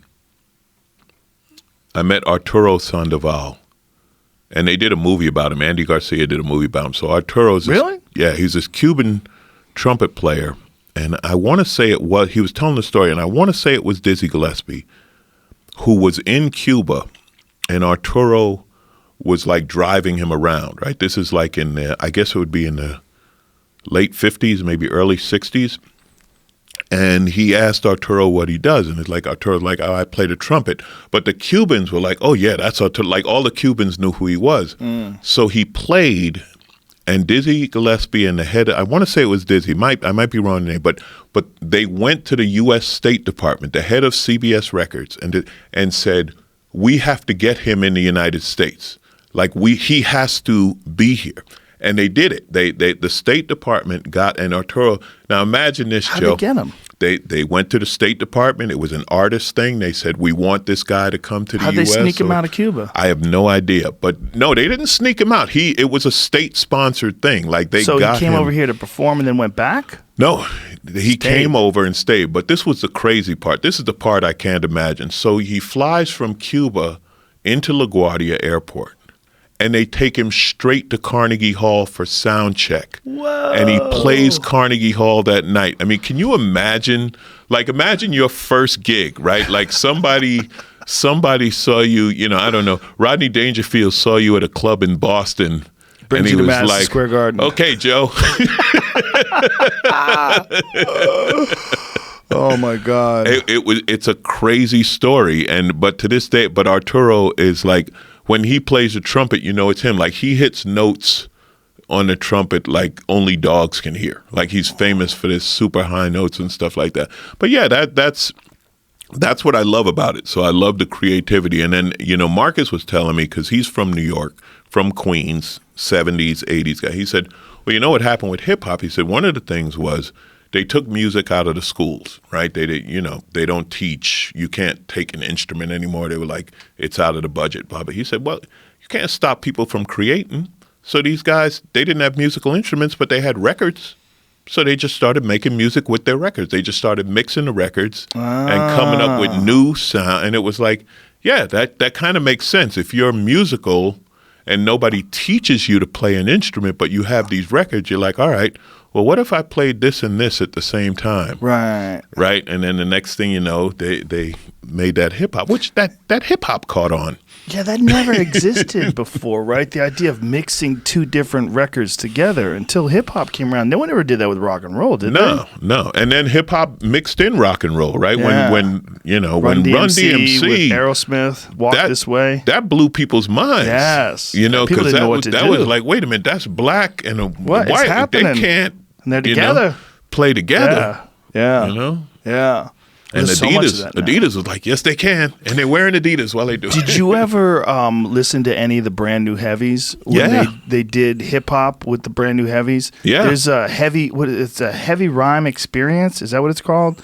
It's to this day one of my favorite old school like 1990 style rap / Yeah, the brand new heavies were great. Yeah. They were great. And then you had Living Color, who I still love. Oh man, I forgot about that. Living Cult Color. of Personality. Yeah, that was a great. And you talk about being ahead of their time. Like think about that song Cult of Personality today. Right. Like right. And That's a CM Punk walkout music. Yeah. And that was another band where they were like, okay, let me get this straight. This is a heavy metal rock and roll band of black guys who are sampling Public Enemy. Right. What the fuck? Yeah. Well, there's some weird. There he is. He had the crazy hair with the shaved and sides. he would wear the wetsuits all the time. Wetsuits? Yeah, he used Like a scuba suit? Scuba suits. Yeah, he used to jam in those. Yeah. Really? Yeah. Damn, that Yeah, seems look- like he would look get what he's wearing. sweaty as fuck. That is what he's wearing. He probably just want to show his dick off. Hey, you're a rock star. Why You know, not? Back in the day, like you ever see like those Robert Plant? He had these tight pants on. You Yeah. see his hog. That he's wearing a suit. He's wearing a wetsuit. He really is wearing a goddamn spandex wetsuit. That's so weird. That was his thing. Oh wow, they fucking vanished. What happened to them? They came back out. They did the 25th anniversary. I saw it at Hard Rock. They did the 25th anniversary of their record, Vivid Cult of Personality. Yeah, and they toured it. Look at that silly swimsuit. Wow, how crazy. Yeah, that was a great fucking song. But, that's always freaked me out, too. Like, imagine being a band. You have one song that just, out of the park. Crack! Yeah. Just in the parking lot. Just one fucking grand slam home run. God damn, we did it. This is huge. #1 song in the nation. 7 weeks in a row. Then nothing. Well, yeah. But imagine, what do they say? You got your whole life to write that song. Yeah. And then we got 2 years to write it, do it again. But there's also like some bands. They just catch fire with, like, do you remember Warrant? Cherry Pie. Yeah, She's yeah. my cherry pie. Giant fucking huge song. And that was it. That dude died near here. Hey. He died in Woodland Hills in a fucking shitty hotel somewhere. I'm going to give you the one-hit wonder you wanted. Okay. The Twist. The Twist. What did Chubby Checker ever sing? Oh, my God. Come on, baby. Imagine Let's do that. the You had twist. the song. That was like... Yeah. That, That was the shit. what's Chubby Checker's number 2 hit? I don't know. That's a great point. But that somehow or another was good enough for him to stay famous. For his whole life. Your whole life, people hire you to play one song. He was the greatest one-hit wonder ever then. He's the I GOAT. can't. Yeah, I can't. He's the GOAT of one-hit imagine. wonders. Yes. I can't even imagine anyone who's come close to that. Because no one's paying them to sing Cult of Personality. No. No one's all excited. No. The Like Living Colours, you yeah. might have one fan who's like worth millions who pays you to come Yeah, to his birthday party. He and treats it and- like shit. Yeah. I'll give you an extra $1 million if I can pee on you. Yeah, it's like- do you remember? And then Living Color, the TV show in Right. Living Color came out. Yeah. And then it was like, wait, what? Yeah. How are you doing that? Yeah, What and is- it's like- what? How you- what? There's already a band. That's not us. Then you know? the show far eclipsed the band. Far eclipsed the band. And then Yeah. then they were like, were you named after the show? Right. Like how many times, what's his name? Darius Rucker. How many times has he said, my name is not Hootie? Well, Hootie's back apparently because Darius Rucker went off and did country music and did that for a long time. But Yeah. now he's back. Hootie's back on tour again. Are they? Yeah, man. Yeah. That was another band. That band was fucking huge. That first record, the second record fell out, but that first record was I think it was like Sirius or something, but like they played it, and then I went back and played it again. It was like, wow, I forgot how good this was. It's great. Like that album is But the second one wasn't amazing. good? Not as good, I don't think. That was one of those albums, though. There's something about Hootie where some people despised them. And it didn't make any sense to me. It's like some Well- people just heard those songs too many times. It was too big of a hit. And they were like, oh, fucking Hootie. That does happen though. Like When- Dave Matthews. when something's too much of a hit and you hear it every day, you get tired of the song, and You get then angry. you just don't play that. You know, Ever. A buddy of mine, actually, Mal Hall. He's gonna love this shout out. So Mal Hall opens for me. Really funny guy, and he tours with Angela Johnson. He hates "Happy," that song. I'm happy Yeah. by Right. Pharrell. I insist on it being his walk-on music whenever we work together. Because he gets angry. Oh, he has a physical reaction. Because how much did we hear that song when it came out? It was like drilled. So now he knows. Some people, it's good for them to get angry before they go on stage. Joey Diaz, whenever I'd work with him, he would just decide. He would pick a thing, and it wasn't like we would talk about this, but I recognized what he was doing after a while. And he'd be backstage, and he would pick a thing and just start getting fucking mad at it. And these fucking pussies. This is what they think America is. This is what they think the fucking world is. And he would start getting crazy. And then, ladies and gentlemen, Joey Diaz. And he would go on sstage with that momentum and Yeah. just murk the place. I've had that happen a couple of times where something just got. I remember, and it was one of those. You know, when you do the set, you wish you had recorded it. Yes. So I was going to the Laugh Factory. It's Saturday night. I was on my bike, and this guy, like, it's stop and go, right? And and he hit my bike, but it was only at like 5 miles an hour. Like, he just tapped me and knocked the bike over. But I'm like, I was right. Like, how did you not see me? Right. And I just went on stage and I just ranted about, drivers and traffic and this, and it was hilarious. And it was like gone. Did you record it? Gone. No, I You didn't. never record your sets? I do sometimes, but I didn't record that one, and I wish I had, because it was just sometimes you just get something gets to you right before you go on stage, and it's not written. You just go into a rant, Yes. but it's right there. But that's why it's so important to record everything. Yeah, I record all of them. I yeah, have them all on my phone. It's so easy now. yeah. Now this was before phones. This was before we carried a studio in our pocket. Oh, so this is a while ago. Yeah, this was when These fucking things, these are all sets. This is when you had the micro cassette Oh, recorders. yeah. Remember? I still have a bunch of those tapes. Those. I used to have them. I threw them out. Yeah. I'm like, I don't even want to hear them. I used to have a little tiny mini cassette recorder, a mini disc recorder. Yeah, I remember the mini disc. Yeah, that was when Sony kept trying formats. Like maybe they'll buy this, Right. Maybe they'll buy. So yeah, mini disc. Once they fucked them with Betamax, like you sons of bitches. Did anyone but comics buy mini discs? Like, I set up a mini disc recorder at the Comedy Store. I actually installed one. I installed a mini disc recorder at the Comedy Store so I could record my sets. yeah, comics. We used them. I don't know if anyone else did. I don't know. I mean, it just didn't work. They really never sold music on it, so as a format, it never really took off. But then it was like CDRs. Right. Yeah, you could record on You CDR. could record on CDRs.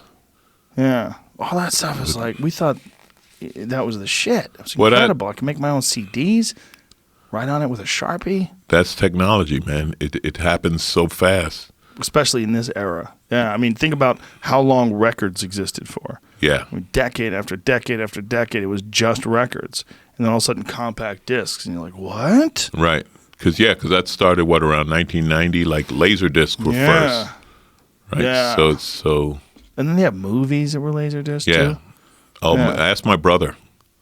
My brother's a techie and like an early adopter, so he has all that shit in his garage. So yeah, he's got some movies on 12-inch laser discs. People still collect those. Like there's a Anything collector's that was out market. there, somebody's buying 8-tracks somewhere. Somebody's in their home right now watching Top Gun on Laserdisc, Mm-hmm. all excited. Yeah, and they invite you over, like, hey, check this out. Yeah. And you're like, I can just hit the Yeah. remote. And instantly plays. That's the most incredible thing is like you could ask Siri to play a song. Yeah. And like play Whole Lot of Love. I can't do that right now. Bitch, listen to me. Hey Siri, play Whole Lot of Love by Led Zeppelin.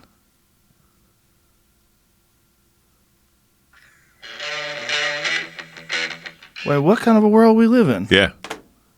Well, that's like those That's commercials. And again, getting back to the special, I talk about like the arguments between Siri and Alexa. Like that's going to be the next thing. Right Yeah. there.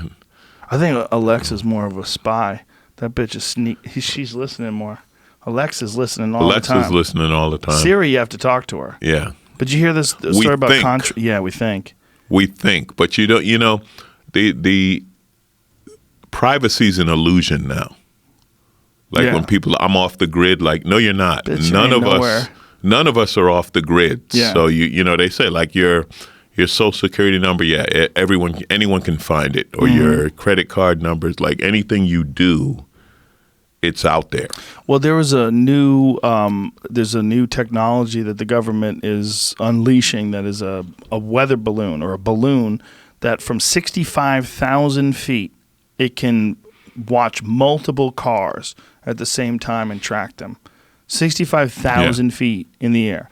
Like, can you even see what the fuck? I mean, No. you wouldn't even be able to see it up there. But that's not that new. I mean, But this is apparently like super high tech. No, I mean the idea of watching from that high. I mean, they've had spy planes and stuff like that. They could, Wasn't that a movie? Eye in the Sky? Like Yeah, Gene Hackman or something? Yeah. Will Smith, wasn't it? with the satellites. Yeah, that was a movie Yeah. where Gene Hackman would like Will Smith made a phone call and Gene Hackman had to blow up his lab. Damn. They're preparing But us. back when I was in aerospace, they had airplanes that would they're flying at 80,000 feet, keeping an eye on things. Yeah. And they had cameras, and now it's just so much more prevalent. And when you've got, listen, man, your car, right? All Sure. the new cars have a black box in them that people don't realize. Like, so if you have an accident, they can find out how fast you were going Oh, yeah. when you crash, or if you have a warranty thing, and they're like, yeah, but you were racing it at 150 miles an hour, blah, blah, blah. Well, not only that, some cars have a box in them where the police can shut your car down. Yeah. Like, say if you're in a high-speed chase in a Corvette or something like that. I don't know if it's a Corvette, but it's some kind of car like that that's electronically controlled. Right. They literally can get your VIN number, plug it into a machine, and say, shut it down. Yeah, they And can it'll- do that with on OnStar, right? If the car is stolen, OnStar just shuts the car off. Yeah. You know? Have you seen those new plates, those electronic plates? Yeah, I know. That's weird. Well, when you call it in, like say someone stole your car, then the plate changes to stolen. Oh, really? Yeah. I didn't know that. Yeah. Now you like it a little more now, don't you? Your eyes lit up. Well, it's good. No, because I was thinking, how people can mess with you like that? Like, you're just open for a practical joke. Somebody like, hey man, let's report his car stolen. Yeah. Right. That's true too. Because who do they know? Like on the phone, they don't know if it's you. Right. And all you need is the VIN or something. And then, right. What do you need? You need some sort of second-party verification? Do they send you a text message? Reply to this if your car's really stolen? You know? I doubt it. Yeah, good point. Your ex-wife, she's probably like, this motherfucker, she's calling your car stolen. Yeah, she would have all your info, right? She's like, yeah. I'm just some bitch every Saturday night. Or she knows you're doing something. Yeah. Do it in a stolen car, you bastard. It's just our privacy's so deteriorated from the time we were kids to today. Like, it makes you really wonder how far it can keep slipping. But the other side of the coin is they don't, most people don't care. You know what I mean? In other words, you're not that important. Like, people, the government's spying on me. Like, well, no, they're not, because you're nobody. Like, you're not doing anything that they would be interested in. Yeah. Don't flatter yourself. Yeah, exactly. What did you do? But then there's the other side, like, hey, if you're not doing anything wrong, you shouldn't worry about the government. Hey, they can go look in my email. I'm not doing anything wrong. That's not the point. The point is the government is people. Right. And people shouldn't have access to your email. And who knows what kind of weird shit they're doing. Like, that was one of the things that Edward Snowden had said, that the government is like sneaking in on people's emails and looking at people's dick pics and looking at, they can basically look at all those things. And that's a sliding scale, right, between security and privacy and all of that you have to figure out what you're comfortable with. And you know, shameless plug number 2, my podcast. Now, I'm part of this new podcast. It's called Fear Not. Who's on it with you? A guy named Barry Glasper. And Barry Glasper wrote this book called The Culture of Fear. And it was all about how fear is used as business, right? They keep you scared so that they could sell you things, whether it be security systems or... There's so much involved in it, and it's about what we're scared of versus what the real threats are. You know what I mean? Like, he's like, they keep you scared of, your kid getting kidnapped in the park. Like, your kid ain't going to get kidnapped in the park. But what you should be scared of is the number of drunk drivers on the road. That's real. Yeah. And the odds of you getting hit by a drunk driver between like midnight and 2 a.m. on the bar, like, that's a real fear. And we talk about it in the context of different things. We did the whole anti-vax thing, and so what's you're worried about your kid getting something from the vaccination, but the greater good is society is protecting itself against measles or whatever disease, so we talk about things like that, and there's always that sliding scale of personal security or whatever versus the government, again, the government, if the government did its job right, you could trust them a lot more. Sure. You know what I mean? Like, the government, in other words, this is just my opinion, like taxes, okay? A lot of people, I hate paying taxes. I don't mind paying taxes because I understand the greater good. We need to fix roads, and we want to have good public schools and cops, blah, blah, blah. Yeah. Firemen. But the problem is that the government gets the money and then they fuck up. Yeah. So that's why you don't want to pay, because you know that this politician is paying his brother, who's a contractor, to do some bullshit work and stealing all, so and what's the solution? I don't know. I mean, we're all wondering what's the solution. I don't think there is a solution on the horizon. Did you see what happened with Neil deGrasse Tyson? That Neil deGrasse Tyson got in trouble for tweeting something the other day after the mass shootings. Right. People were pissed at him because pull the tweet up, because it's pretty interesting, because it's just accurate. And people were angry, and they're saying he's using his platform irresponsibly. And no, he was trying to let people know that although these shootings are a tragedy, they are a small number of deaths, and there's so many other deaths that happen. Here it goes. The past 48 hours, The USA horrifically lost 34 people to mass shootings. On average, across 48 hours, we also lose 500 to medical errors, 300 to the flu, 250 to suicide, 200 to car accidents, 40 to homicides via handgun. Often our emotions respond more to spectacle than to data. Now, that is not a bad tweet, but I saw a scientist who was writing, I am unfollowing him. He is using his platform irresponsibly. A lot of fucking virtue signaling, really, because what he's saying is not that there's anything wrong with feeling horrified by these tragedies. I mean, he's saying we horrifically lost 34 people to mass shootings. But what he's saying, it's interesting that there's people dying left and right all throughout this country all day long, just not at the hands of one person, so we look at it differently. And he's just saying, he's just giving you data as a scientist. And that's exactly what it is. He's a scientist. Yes. And so a scientist can separate the emotion. Yeah. But people don't. Find his apology, because his apology is even more interesting. People will consider a mass shooting much worse than, heart attacks. Yeah. So listen to this. So this is the other thing. Yesterday I posted, in reaction to the horrific mass shootings in America over the previous 48 hours, killing 34 people, spawned mixed and highly critical responses. If you missed it, I offered a short list of largely preventable causes of death, along with their average 2-day death toll in the United States. They significantly exceeded the death toll from the 2 days of mass shootings, including the number of people, 40, who on average die from handgun homicides every 2 days. I then noted that we tend to react emotionally to spectacular incidences of death, with the implication that more common causes of death trigger milder responses within us. My intent was to offer objectively true information that might help shape conversations and reactions to preventable ways we die. Where I miscalculated was that I genuinely believed that the tweet would be helpful to anyone trying to save lives in America. What I learned from the range of reactions is that for many people, some information, my tweet in particular, can be true but unhelpful, especially at a time when many people are either still in shock or trying to heal, or both. So if you are one of those people, I apologize for not knowing in advance what effect my tweet could have had on you. I'm therefore thankful for the candor and depth of critical reactions shared in my Twitter feed. As an educator, I personally value knowing with precision and accuracy what reaction anything that I say or write will instill in my audience. And I got this one wrong. Respectfully submitted. And then it says Neil deGrasse Tyson. Now, even that, people are saying not enough, not good enough a response. It's almost like today, there's certain people today that they don't give a fuck whether or not you're saying something with sincerity, whether you are sorry. Sorry's not enough. Like they want to be mad at you, and even if you're sorry, if you admit you made a mistake, there's no forgiveness, there's no road to redemption, there's no I get what you were doing.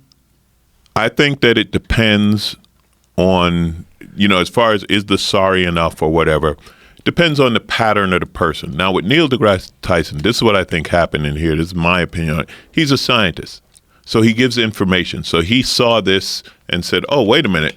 This many people died from medical mistakes. Yes. This many, and people didn't react. Where he messed up with the timing. Yes. You don't say that the day after the mass shooting. You say it maybe a week later or something like, hey, people die in a lot of ways, blah, blah, blah.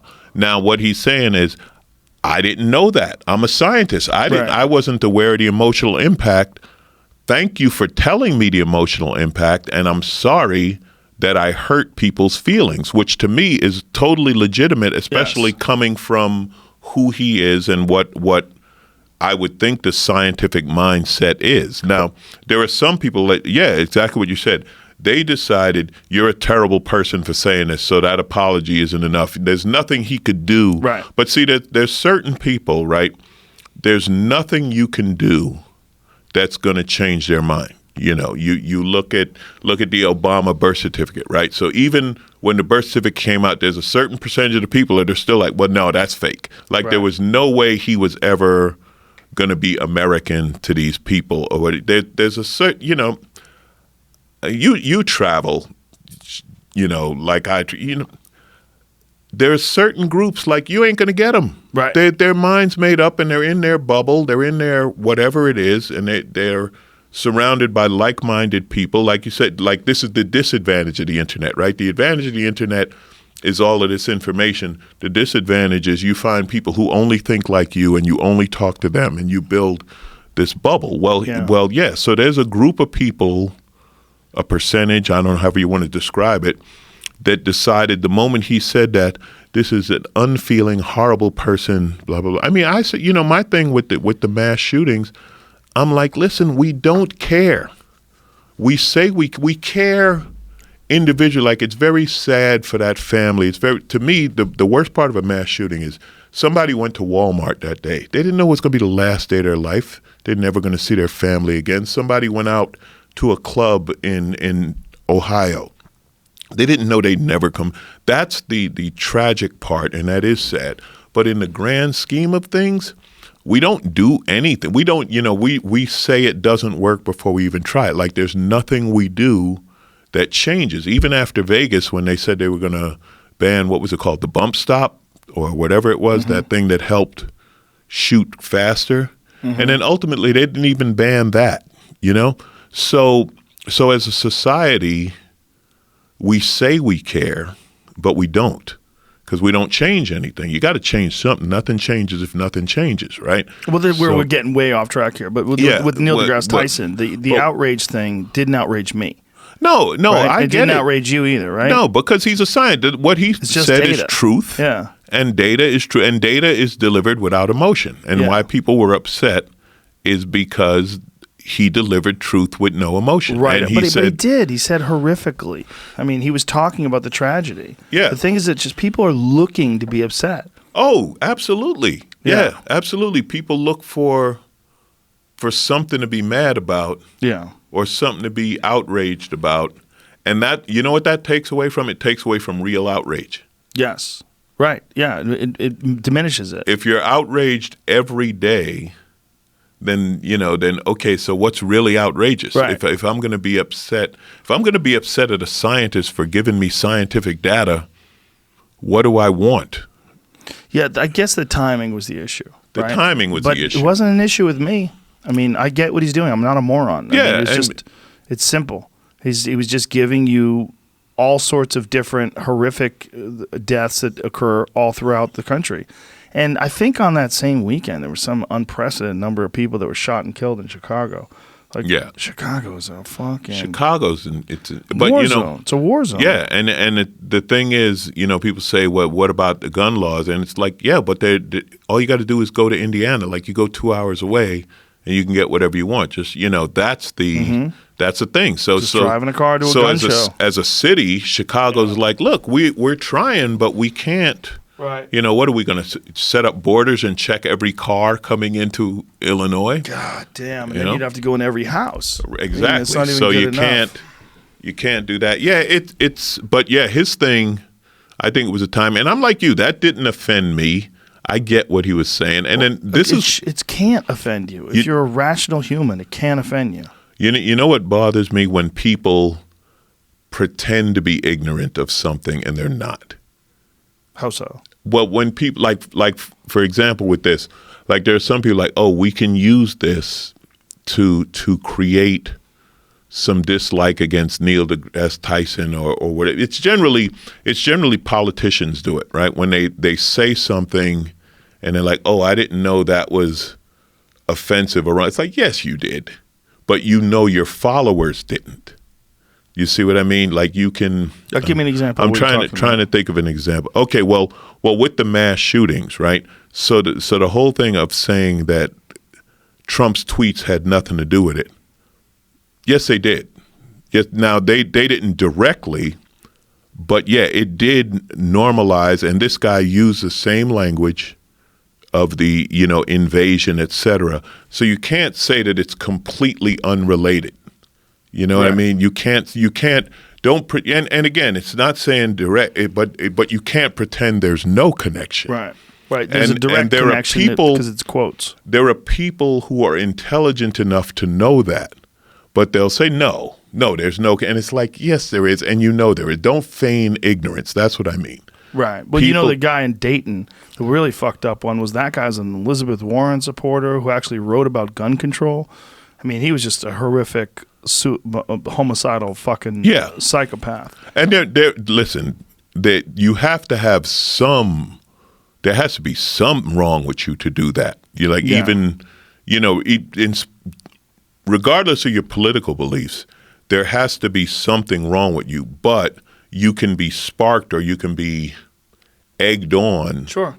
Yeah. By the words of leaders or political people or powerful people. And people of influence. Perfect way to put it. Yeah, people of influence. And that's why I think people of influence have to be responsible in what they say. Yeah. But Neil deGrasse Tyson, this is a different thing. I think this is just a case of a scientist pointing out information without, you were talking about earlier, dorks, nerds, whatever you want to say, where it's like, this is just information. I'm not trying to be emotional. And people are like, well, you have to be. Right, you have to connect. Even though you're from a lab environment, you have to understand not everyone is. But that's one of the more uncomfortable things about today with social media is that there's a bunch of people that are really they're just authoritarian. They demand certain types of behavior, and they do so under the guise of compassion. They do so under they're trying to enforce the way people communicate, like the Neil deGrasse Tyson thing.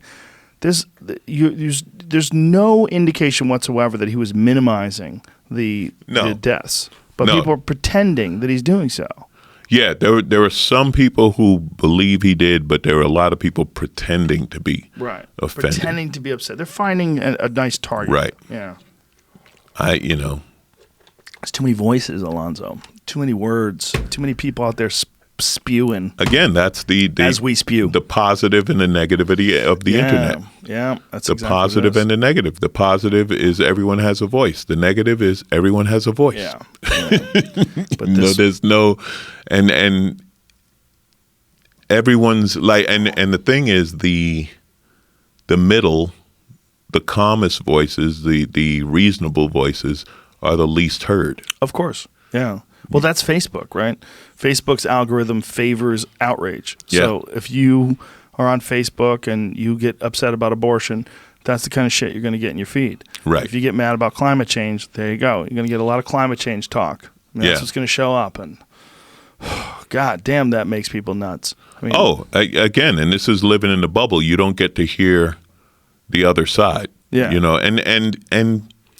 And it's not even, it's the reasonable part of the other side. Mm-hmm. You know what I mean? Like politically, I'm left. I have friends who I call reasonable Republicans. And I could talk to a reasonable Republican. I can't talk to a crazy Republican. Right. If you say that the mass shootings are based on transgender marriage, then we can't talk. We got nothing. I'm sorry, right. I can't work with you. Right. But if you say that taxes should be lower to stimulate the economy and blah blah blah, we could talk about that. You know what I mean? That's the difference. And just like on the left, look, I believe in the environment, this and that. But now if you're asking me to give up gasoline, we may have a problem. I may not be ready to go that far just yet. Here's my thought. If there's too much CO2 in the air, can't we make something to suck CO2 out of the air? Why we waste that? I mean, wouldn't that be better? To me, there are certain... Air filters? Just giant air filters? There are certain forms of technology or areas I don't understand. This is the one that bugs me. That I don't understand. Can't we come up with a better way to build a road? But what's a better way? I don't know, but that's my point. There's some really smart people out there. What's wrong with roads? It takes forever to do road construction. Yeah, well, you can think about what you got to do. Well, that's what I'm saying, though. Somebody's got to come up with a better way. Like when Do we really want more roads? Well, fixing them. We got to fix them. Just fucking lay down some concrete or whatever the fuck it is. Like the high-speed train thing, right? Like how long you been in L.A.? 94. I moved here. Okay, I moved here in 80.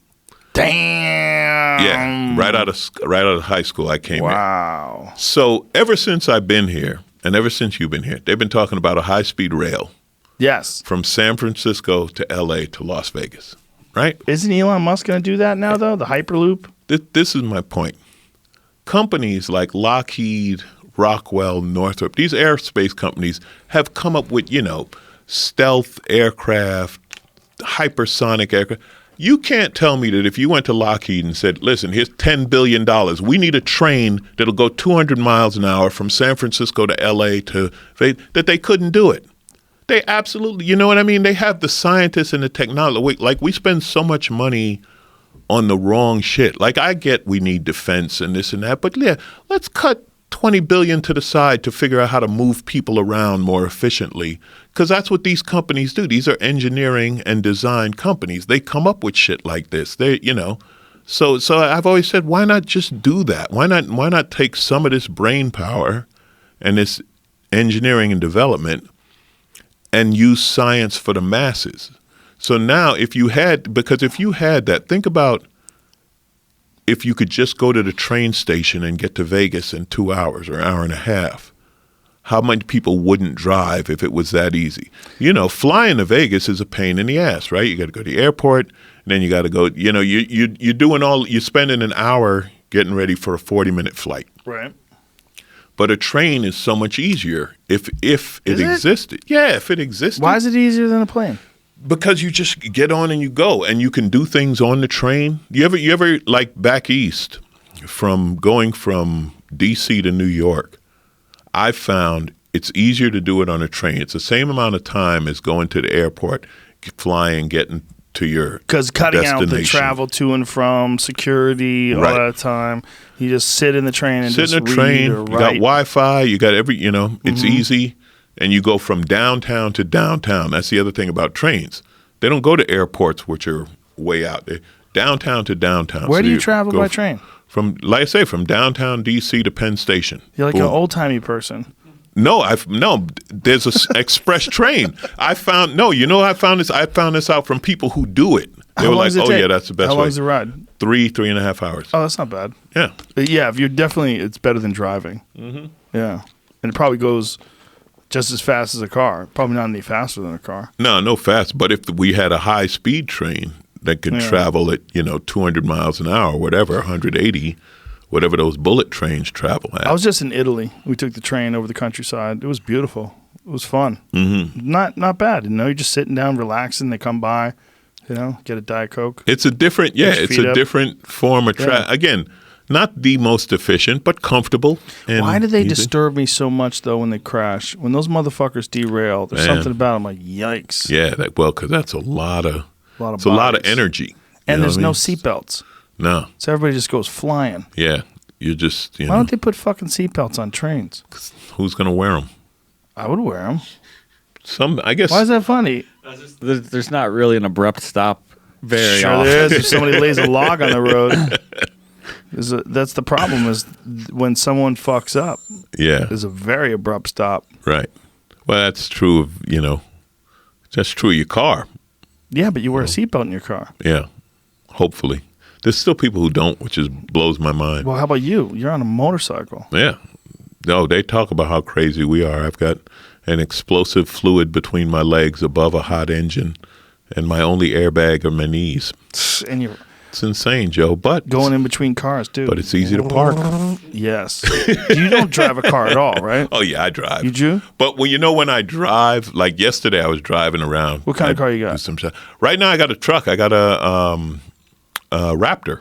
Ooh. Yeah, big ass fucking killer Brendan truck. has one of those. Yeah, Those are legit. it's fun. I'm almost over it. Really? Yeah, I had about a year, and it's like, okay, I'm almost done with this truck thing. It's Yeah. fun to have this big ass truck. Like this girl was in the truck with me, and this car was pulling on, and I was like, oh, he ain't gonna hit me. Like, This is too much. And if he does, I'm not even gonna stop. I'm gonna win. Like he's gonna hit my tire, and I'm gonna run over his hood. But that's just me. I get bored with stuff, right? So I drive something for a year and a half, and I'm like, all right, I'm over it. Let's try something else. So Do you get leases? No, because leases are harder to get out of. Oh, that's true. Oh, so you just know how you are. I've learned. I have wasted enough money over the years. I have bought my way out of shit. And you know who? My brother used to love it because I would lease something. This is what I found out. So if you lease something for 3 years and you want to get rid of the 2, they're like, yeah, fine, but you still got to pay us for the 3rd year. So I would call my brother like, hey man, you want to drive this thing I got to pay for it anyway. And he's like, ship it. So you'd ship it to He's him? back. No, he would pay to ship it. I like I can't pay to ship, but yeah. And you would just keep paying the bill, and I had to pay it anyway. You know? But did you have to So get it back to the? You could leasing return it there. You could return it to any dealership. So if you lease, like I had a, what was it? The Infiniti F45 and something, so he just returned it to an Infiniti place there, and So you realized after a few of these fuck ups that this is just your personality. just buy it and then sell it. You know, That's when and I hope, like what I've found is I'm not the only one with this disease. Like there's a bunch of us out there. So I try to buy it from the guy who's just like me. Like I bought my Raptor. It was like 5 months old. It had like 3,000 miles. So like, because that guy had the sickness, you know what I mean? So he was like, man, I got to get rid of this Raptor. I was like, yeah, okay, I got it. Yeah, if you're a single guy and you don't, and you have a good job like you, and you don't have real financial obligations, yeah, it's sickness. So you just want to try something different. New thing. So it's like, What's okay, next? I don't know. You know, I've been looking around, and a buddy of mine just went for the new Corvette. He just put his money down on that, and I was talking, and then I started looking. I was like, whoa, this might be. Like I always had a problem with Corvettes because I've driven them. They're good. They're a little small inside, and also there's the baggage of having a Corvette, right? Right. Oh, look, a middle-aged single guy in a Corvette. Yep. But this new one, I don't think it carries that. I don't think it carries like a Ferrari. I don't think it carries the creeper factor. You know? Oh, it will. The creeper factor will fire. It'll fire up eventually. I feel like it's definitely the next step in terms of like design and evolution. It just looks better. It looks it's classier. a badass car. Yeah, I think they got a big hit. You know, it has a GPS that recognizes where you are and raises the nose up when you're so at you certain don't speed hit bumps and shit. Speed bumps and stuff. Yeah. It knows where like low dryways are. Yeah. It's crazy. Yeah, who had that? Like Rolls-Royce had that where there's a camera that sees bumps and adjusts the suspension for the bumps coming up in front of you. That's in milliseconds. Yeah. The new Corvette is the fastest ever 0 to 60 too, which is amazing because it's 200 plus horsepower less than the Z06 or the ZR1 rather, and it's still way faster, which is crazy. Yeah, well, the design is. Yeah. I mean. It's going to be a phenomenal car. So I don't want to be an early adopter though. I don't know if I'd be that. Look at that thing. Woo! God damn, that looks good in black. Yeah. Wow. Look at that fucking thing. That's going to be, and they're going to be all over LA. Holy shit, that thing looks good. It's going to be a badass car. That is as good looking as an American car has ever been. Yeah. Like literally. And you know something that's like the Ford GT costs what, like $500,000? And that's $60,000. And this is 60 with the dealer markup, they'll get 70 for them. And I bet it's just as fast. Yeah. I bet it's pretty close. And it still has a trunk. Yeah, it has a trunk in the front and the back, right? That is nasty. Yeah, so that might be next. Why not, man? That might be next. Fuck, look at that goddamn thing. That is a fucking badass, hell of a good-looking car. That's going to be a badass monster car. And the top comes off. Woo! That's a beast, man. And that's the entry model. I mean, wait till they start pumping out the Z06 and the Z06 and the ZR1. When is that going to happen? I think in 2021 or 22. They're always. I can't wait. I was going to ask, you going to get one? Now that I'm looking at this, thinking I'm. That's where I was. Yeah, it's probably hard to get them. Yeah, there's a waiting list, and the dealers are going to get a markup. Yeah, for sure. That thing's nasty. Tony Hinchcliffe has one. Not this one. He has last year's one. It's fucking amazing. So they're good great looking. cars. Yeah, they're great cars. Well, you know who's going to get one? Like Leno's going to get. He's already does got he one. get the first one or like which? Yeah, which one does he got get? him. Yeah, he Have probably. you been to his garage? Yeah. Fuck. Yeah, it's crazy. I should say garages. Yeah, it's got the 11 complex warehouses. Yeah, it's. But you know what? It's what any car nut would do with unlimited cash. Yes. Right. If you had unlimited funds and you're a gearhead, and he's truly a gearhead, like he knows his stuff. Like he doesn't just buy it. Like he actually knows all about it. He has fabrication machinery in his studio. He's where he had can it. Build fenders. He's had it for so long. That's the thing. It's not like 3D printing isn't new to him. No.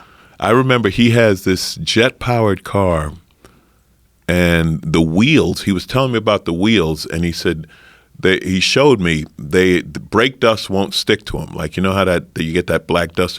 And he said, yeah, Alcoa sent me the hunk of aluminum. Like, what? They sent him the metal and he made the wheels. Like, are you kidding me? like that's the extent of machining you have, that you can just make the wheels for That is ridiculous. Brilliant. He's making wheels. That is so preposterous. Yeah, his place is a trip, man. I mean, you could wander around it for hours, and he loves explaining everything to you. Oh, my favorite was, he'll let you take in a group, right? And he's really cool about this. It's like, you donate money to a charity, and then he's like, okay, you can bring in this many people. So it's almost like it's not selling tickets, it's helping charity. He does That's it. cool. Now, it was really cool.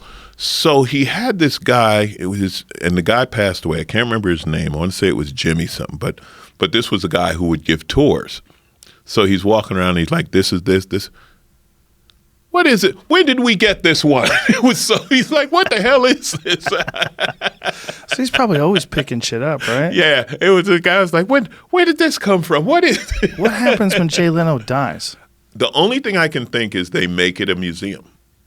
Yes. That's the only thing If it's I all can paid think. off, that's a good move. Charge tickets. I would think I'd pay. he probably has something set up to maintain it. I hope so. Because how are you going to sell those things? What are you going? You know what I mean? Like, Who the fuck's gonna buy that steam car? right? One of the steam cars. Like, there's like a few steam cars. Well, he has ones with metal wheels that he actually had rubber installed on the outside of the metal wheels, so he could drive around town. Yeah, and then he has those giant cars that are like 25 feet long, but they only seat two people. That is like two V12 engines in the front of you, and but it's fantastic though, and. That I love that. And there's a few people like that, but I don't know of anyone who does it on the scale. No that one he like does. him. I mean, Jerry Seinfeld is he's got he's his Porsche. with Porsche. He's all Porsche, And which is weird. Corolla. Adam has Paul Newman's old race cars. You ever been to his spot? Yes. Yeah, he's got Paul Newman's old Nissan and Datsun race cars, and he races them in vintage races. Oh yeah, I've seen that. I've seen videos of it. Yeah. So that's pretty cool. Yeah, that is pretty cool. You have, what year is your GT3? It's a 2007. Okay. That is maybe the greatest car. Like the GT3 in the argument for the greatest car made. It's a very exciting car to drive. It's a thrilling, fun car to drive. It's super lightweight, and mine's a Sharkworks car, so it's got 518 horsepower. There's a place called Speed Vegas. It's a track outside of Vegas. You go there and you pay. You can drive whatever. They have like Ferraris and Lambos and stuff. So I've been there a few times. And the last time I went, they had the new GT3 with the rear wheel steering. Oh, yeah. And I was like, well, this is God's own sports car. It's like, amazing. The handling, you think it and it does it. And the whole time you're driving it, the car's laughing at you like, I'm so much better than you are. Mine doesn't have all that electronic nanny shit that Yeah. the new ones have, but the new ones are quite a bit faster. And the new one is the GT3 Touring is the shit because it doesn't have all the crazy fins. It's because most of the time you're not driving it on a track. Right. You're just driving it around town. So you get all the feel of a real GT3, but you don't have, it's more stealth. Right. It looks almost like a regular 911. Yeah. They look, man, they have barely deviated from their style since like the 1960s. It's crazy. I am such a fan of the 911. It's my favorite car. I've had a few 911s. Of all the cars I've had, the one I regret was the 88 Turbo. I regret getting rid of that. I'll always regret having gotten rid of that. That car was a beast. It was a hard ass car, but when it was going, it was like perfect, Yeah.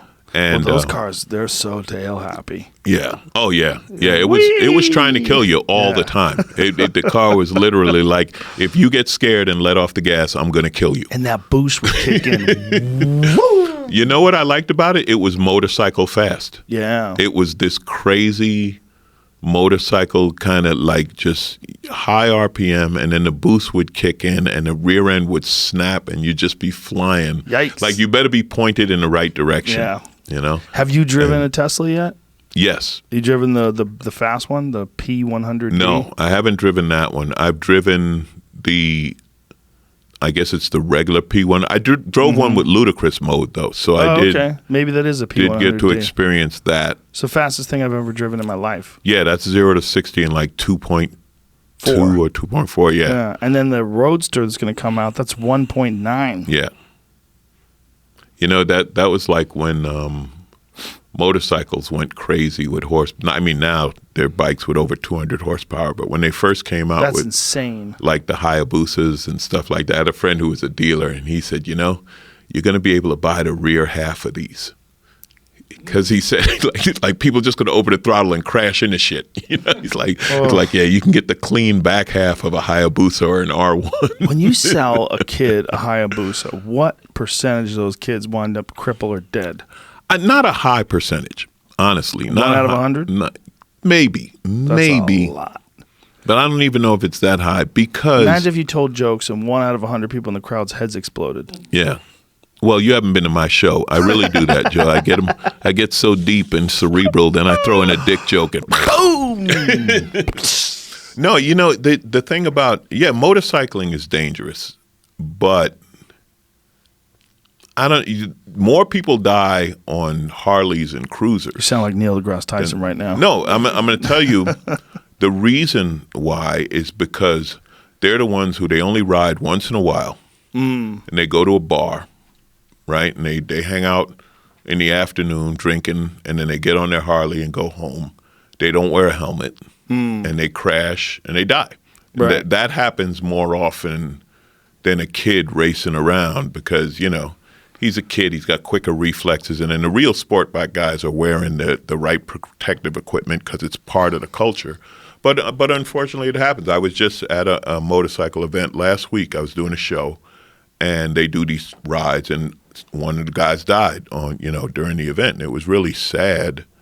But unfortunately, that's part of it. But whenever people hit me with that, I'm like, yeah, people die in cars too. Like that's the Neil deGrasse Tyson side of it. Like, yes. Yeah, people die in cars too, and this is what I choose to do, and I've managed the risk. We've talked about this, right? So, my thing with bikes is, look, if you live through your 20s, you'll be fine. Your 20s is when you're stupid. When you're wild. Yeah, but it would be the same thing. Imagine if you had a GT3 and you were 22 years old.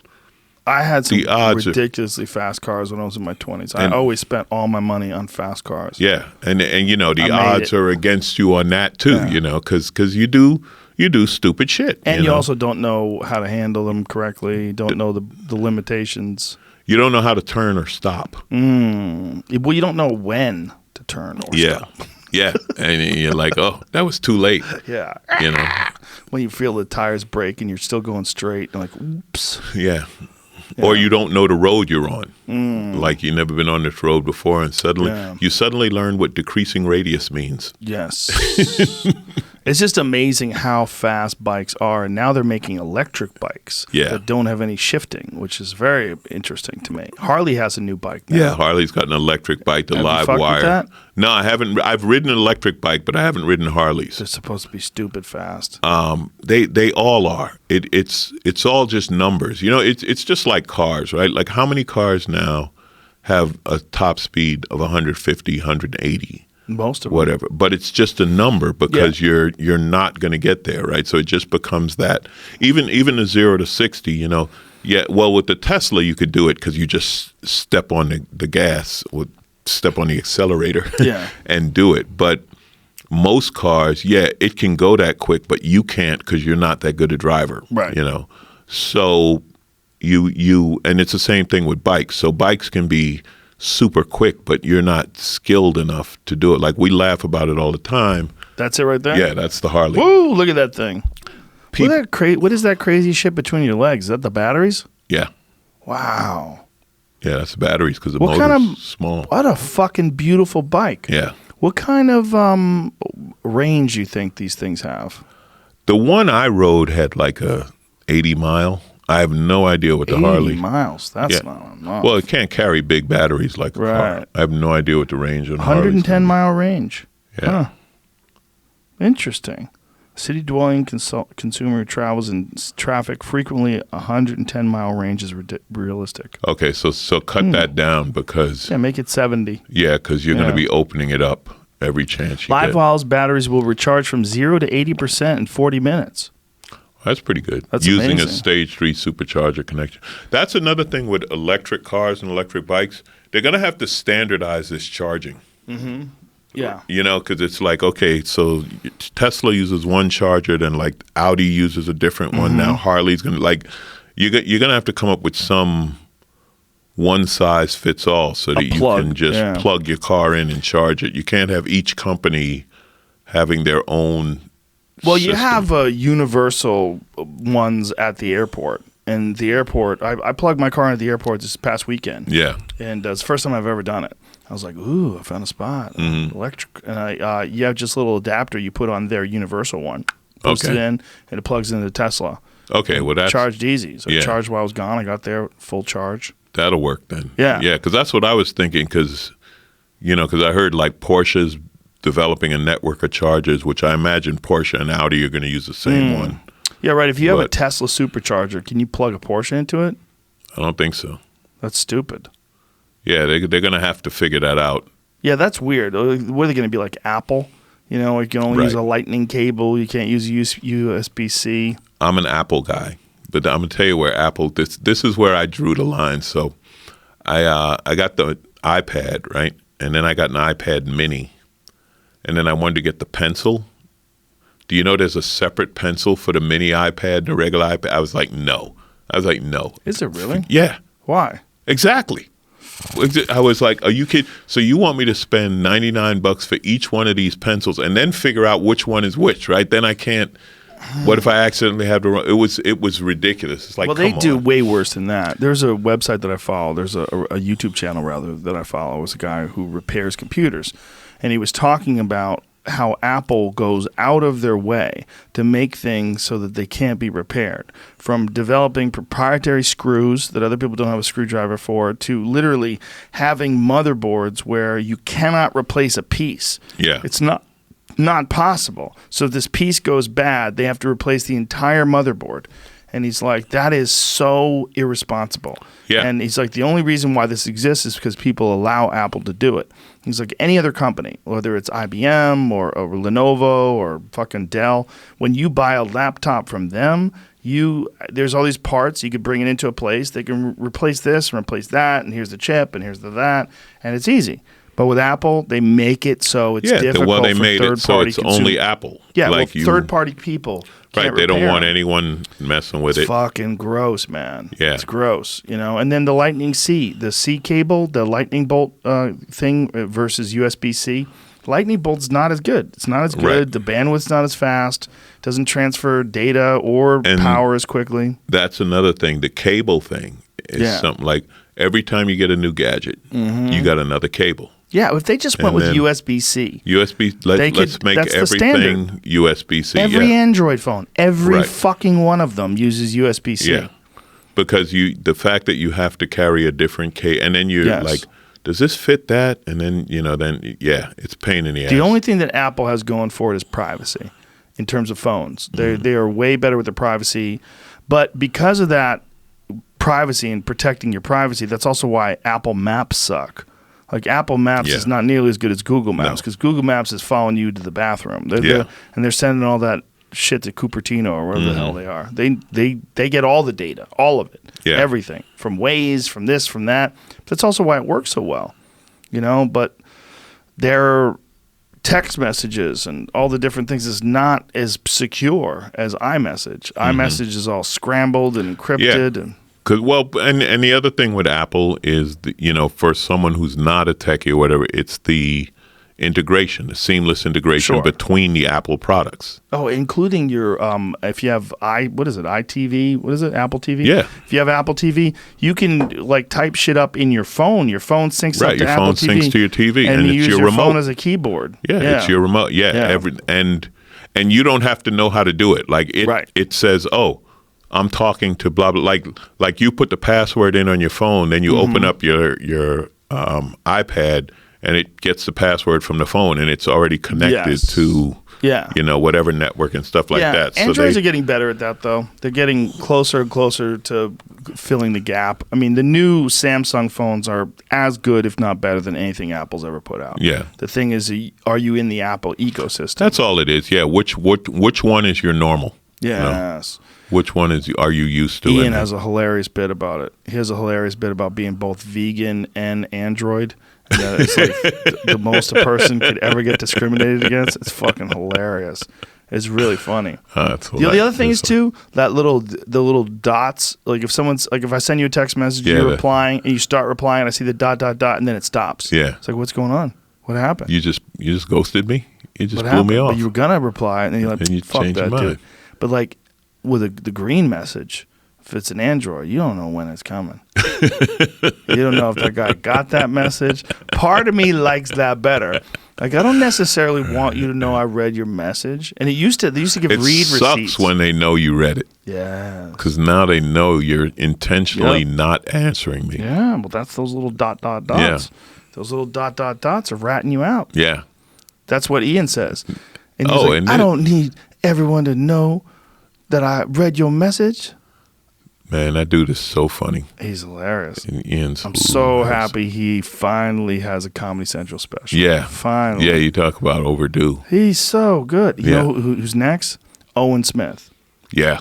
He's a motherfucker. Man, me and Owen were talking, and we were talking about the business side, because he was talking about the whole writers thing, about writers giving up their agents and this and that, and he's so smart on it. But yeah, Owen's hilarious. He's Owen's a one of the funny best guy. comics on the planet Earth, and Yeah. people don't know. Great writer. Yeah. And just Great performer, too. Yeah.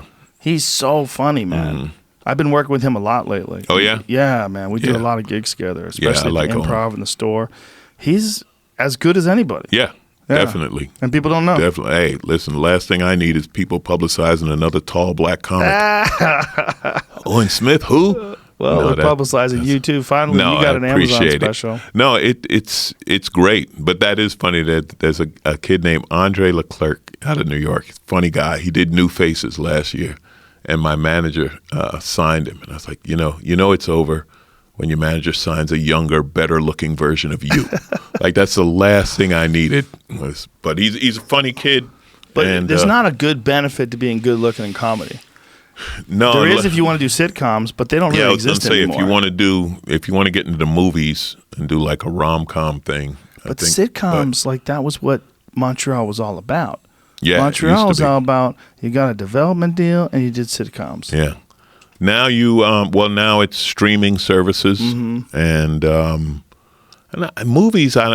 Movies are still like a different animal. That's a different breed. I have zero desire. But streaming services and it's really funny too, because people talk about acting like I'm not an actor, and I'm okay with not being an actor. I like hosting stuff, like and I like unscripted TV and stuff like that. But when people like, would you want a show? Well, yeah, of course I'd want a show. I mean, it's ton of money and this and that. But the actual doing it and creating it, like my mind has never worked like that. You know what I mean? Like some people, they love playing characters and stuff like that. And all due respect to that, but it's not what I did. But people are almost like, well, why don't you? And it's like, because it's not my thing. Hedberg used to have a joke about that. Yeah. That comedy's the only thing where they ask you to do something else once you do it. Right. Yeah. Yeah, if you're a cook, they never ask you, do you farm? Yeah. Yeah. But it was always the way that everybody got famous, right? Roseanne and Seinfeld and Tim Allen and all those guys, they got sitcoms based off of stand-up, and then they basically became actors. Yeah, but you look at the numbers, there's a hell of a lot of comics for every one of them that made it to that. You know what I mean? Like overwhelming. There's, and but for some guys, that was like the thing that drove them crazy is that they never got that call. Like Richard Jenny, he was one. I remember I saw Jenny in Montreal and at the Comedy Works, murdering. God, he was funny. Whew. I mean, he was a beast on stage. He was a beast. People, I mean, you could see his specials and you kind of get it. Yeah. But if you saw him in real life, you'd be like, "Fuck." Yeah. He's one of the most forgotten geniuses of stand-up comedy. Yeah, he was a brilliant stand-up. So good. I saw him. Speaking of which, he was talking about a Corvette salesman trying to sell him on options on a Corvette, and he was talking about that in Montreal at the Comedy Works.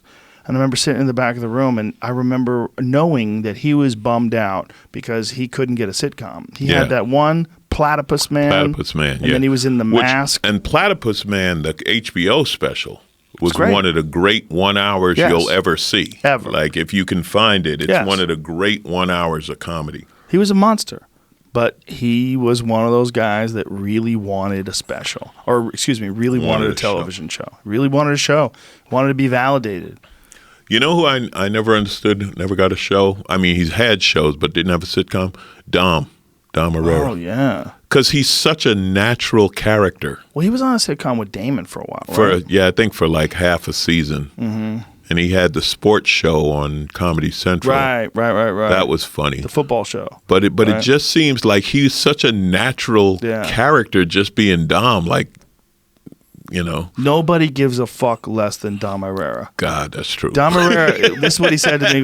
He goes, I wish I was gay just so I could come out of the closet. That's how little I give a fuck. So saying I wish I was gay so I could tell you I'm gay. That is fucking hilarious. I love watching him. I love watching George Wallace. Those guys are just masters of the art.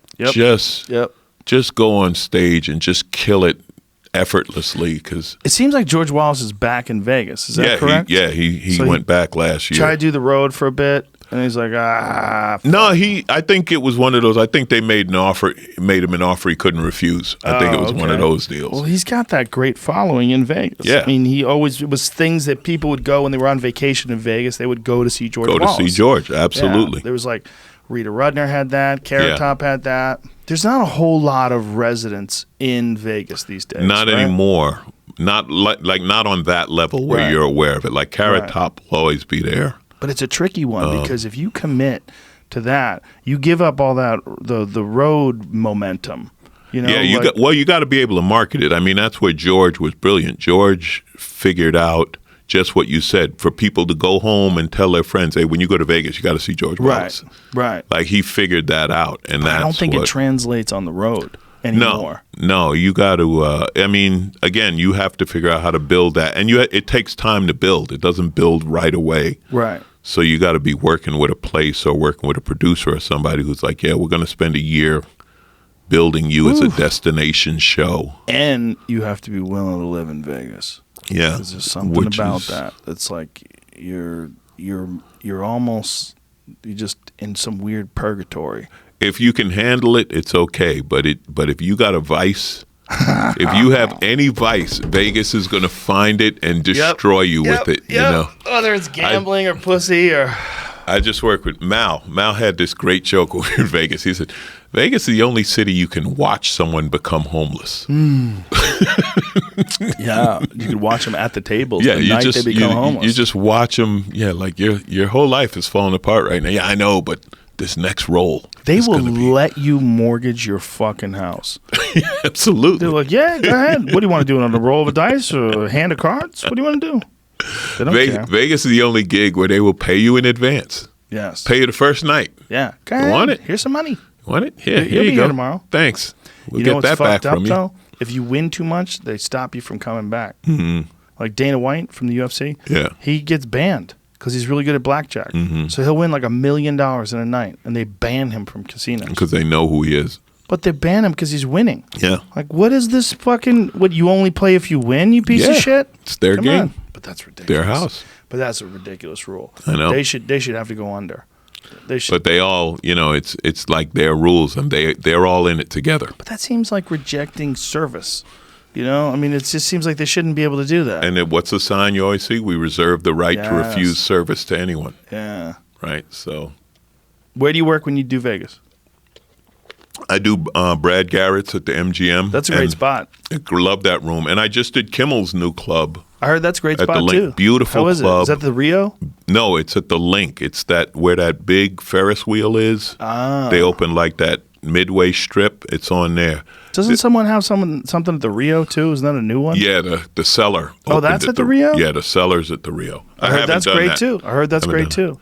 Yeah. Vegas has they have the Laugh Factory now. It's comedies made like part of why when George left, he said one of the things was like for a long time there weren't that many comedy shows. He said then suddenly every place had a comedy show, so that cuts into the ticket sales. That makes sense. The Mirage is the shit. That's my favorite spot. Yeah. I fucking love that room. I used to do bigger rooms, and even if I would sell out the bigger room, I'd be like, it's the fucking Mirage. Yeah. It's so good. So now I just do the Mirage. I'm there all the time. From where I'm standing, it's quality situation, Joe. It's the best room, man. It's like I was watching one time Joey Diaz was on stage, and I was in the back of the room. And in the back of the room at the Mirage, it was crystal clear sound. That works for comedy rooms, right? It's you the you got to perfect- be able to hear them and see them. Yeah. Somebody I forget who it was, but this it was a musician. He said the best room is when you can see everyone's eyes. Because he had done like big rock concerts and all that, and he Yeah. was like, "Yeah, if you can see everyone's eyes, you got a good room." That's the Ice House. And or like you said, Comedy Yeah. Works, Yeah. places like that Yeah, where yeah. you can actually connect with everybody in there. The Ice House is tough to fuck with. That might be the best The Ice House. ever created room. We used to say if you bomb, you should be allowed to go to the Ice House the next day just to get your confidence back, right? Just because, like, oh, man, I don't know if I could. You could do it, man. Go to the Ice House. Yeah. You could do it. And then you walk out like, yeah, I can do this. Do you know there's agents that won't accept tapes from the Ice House because it's just too easy a Yeah, room? it's because you do great. Yeah, definitely. The Ice House is great. Comedy Magic is Pretty goddamn good. yeah, Comedy Magic Yeah. is like, and Mike and Richard, they're so nice to you. Too nice. It's just like could confusing. You Like, what are you stop planning? because now you've ruined people for anywhere else. And their food. Oh, Their when- food. They'll serve you a steak that you could get at a fucking steakhouse. When I had broken my wrist, right, and now I was living in Studio City, and this is in Hermosa Beach. So to your listeners, that's 30 miles apart in LA traffic, hour and a half, hour at least, right? Mike was like, if you want, we can send a server to bring food to your house. Like if you can't, like Mike, I live in C. He's like, yeah, I know, and he would have done it. It's like, are you kidding me? Like when he's I got that kicked nice out a of the guy. Comedy Store in 2007, he reached out to my agent and said, we would love if Joe could work at the Comedy Magic Club. We support him. We would never hire joke thieves. Yeah. And, when we know that this is going down with him, we would love for him to come here. Like, he's that nice of a guy. Yeah, he's a super nice guy, and Richard, the manager, Richard still goes places to see comics to see if they're good for the club. Yeah, that's... Like nobody yeah. does that anymore. Like you got videos. Well, it and trickles YouTube down and from the this and that. top, that love and respect of the comedians, and then Yeah. just to be treating performers well.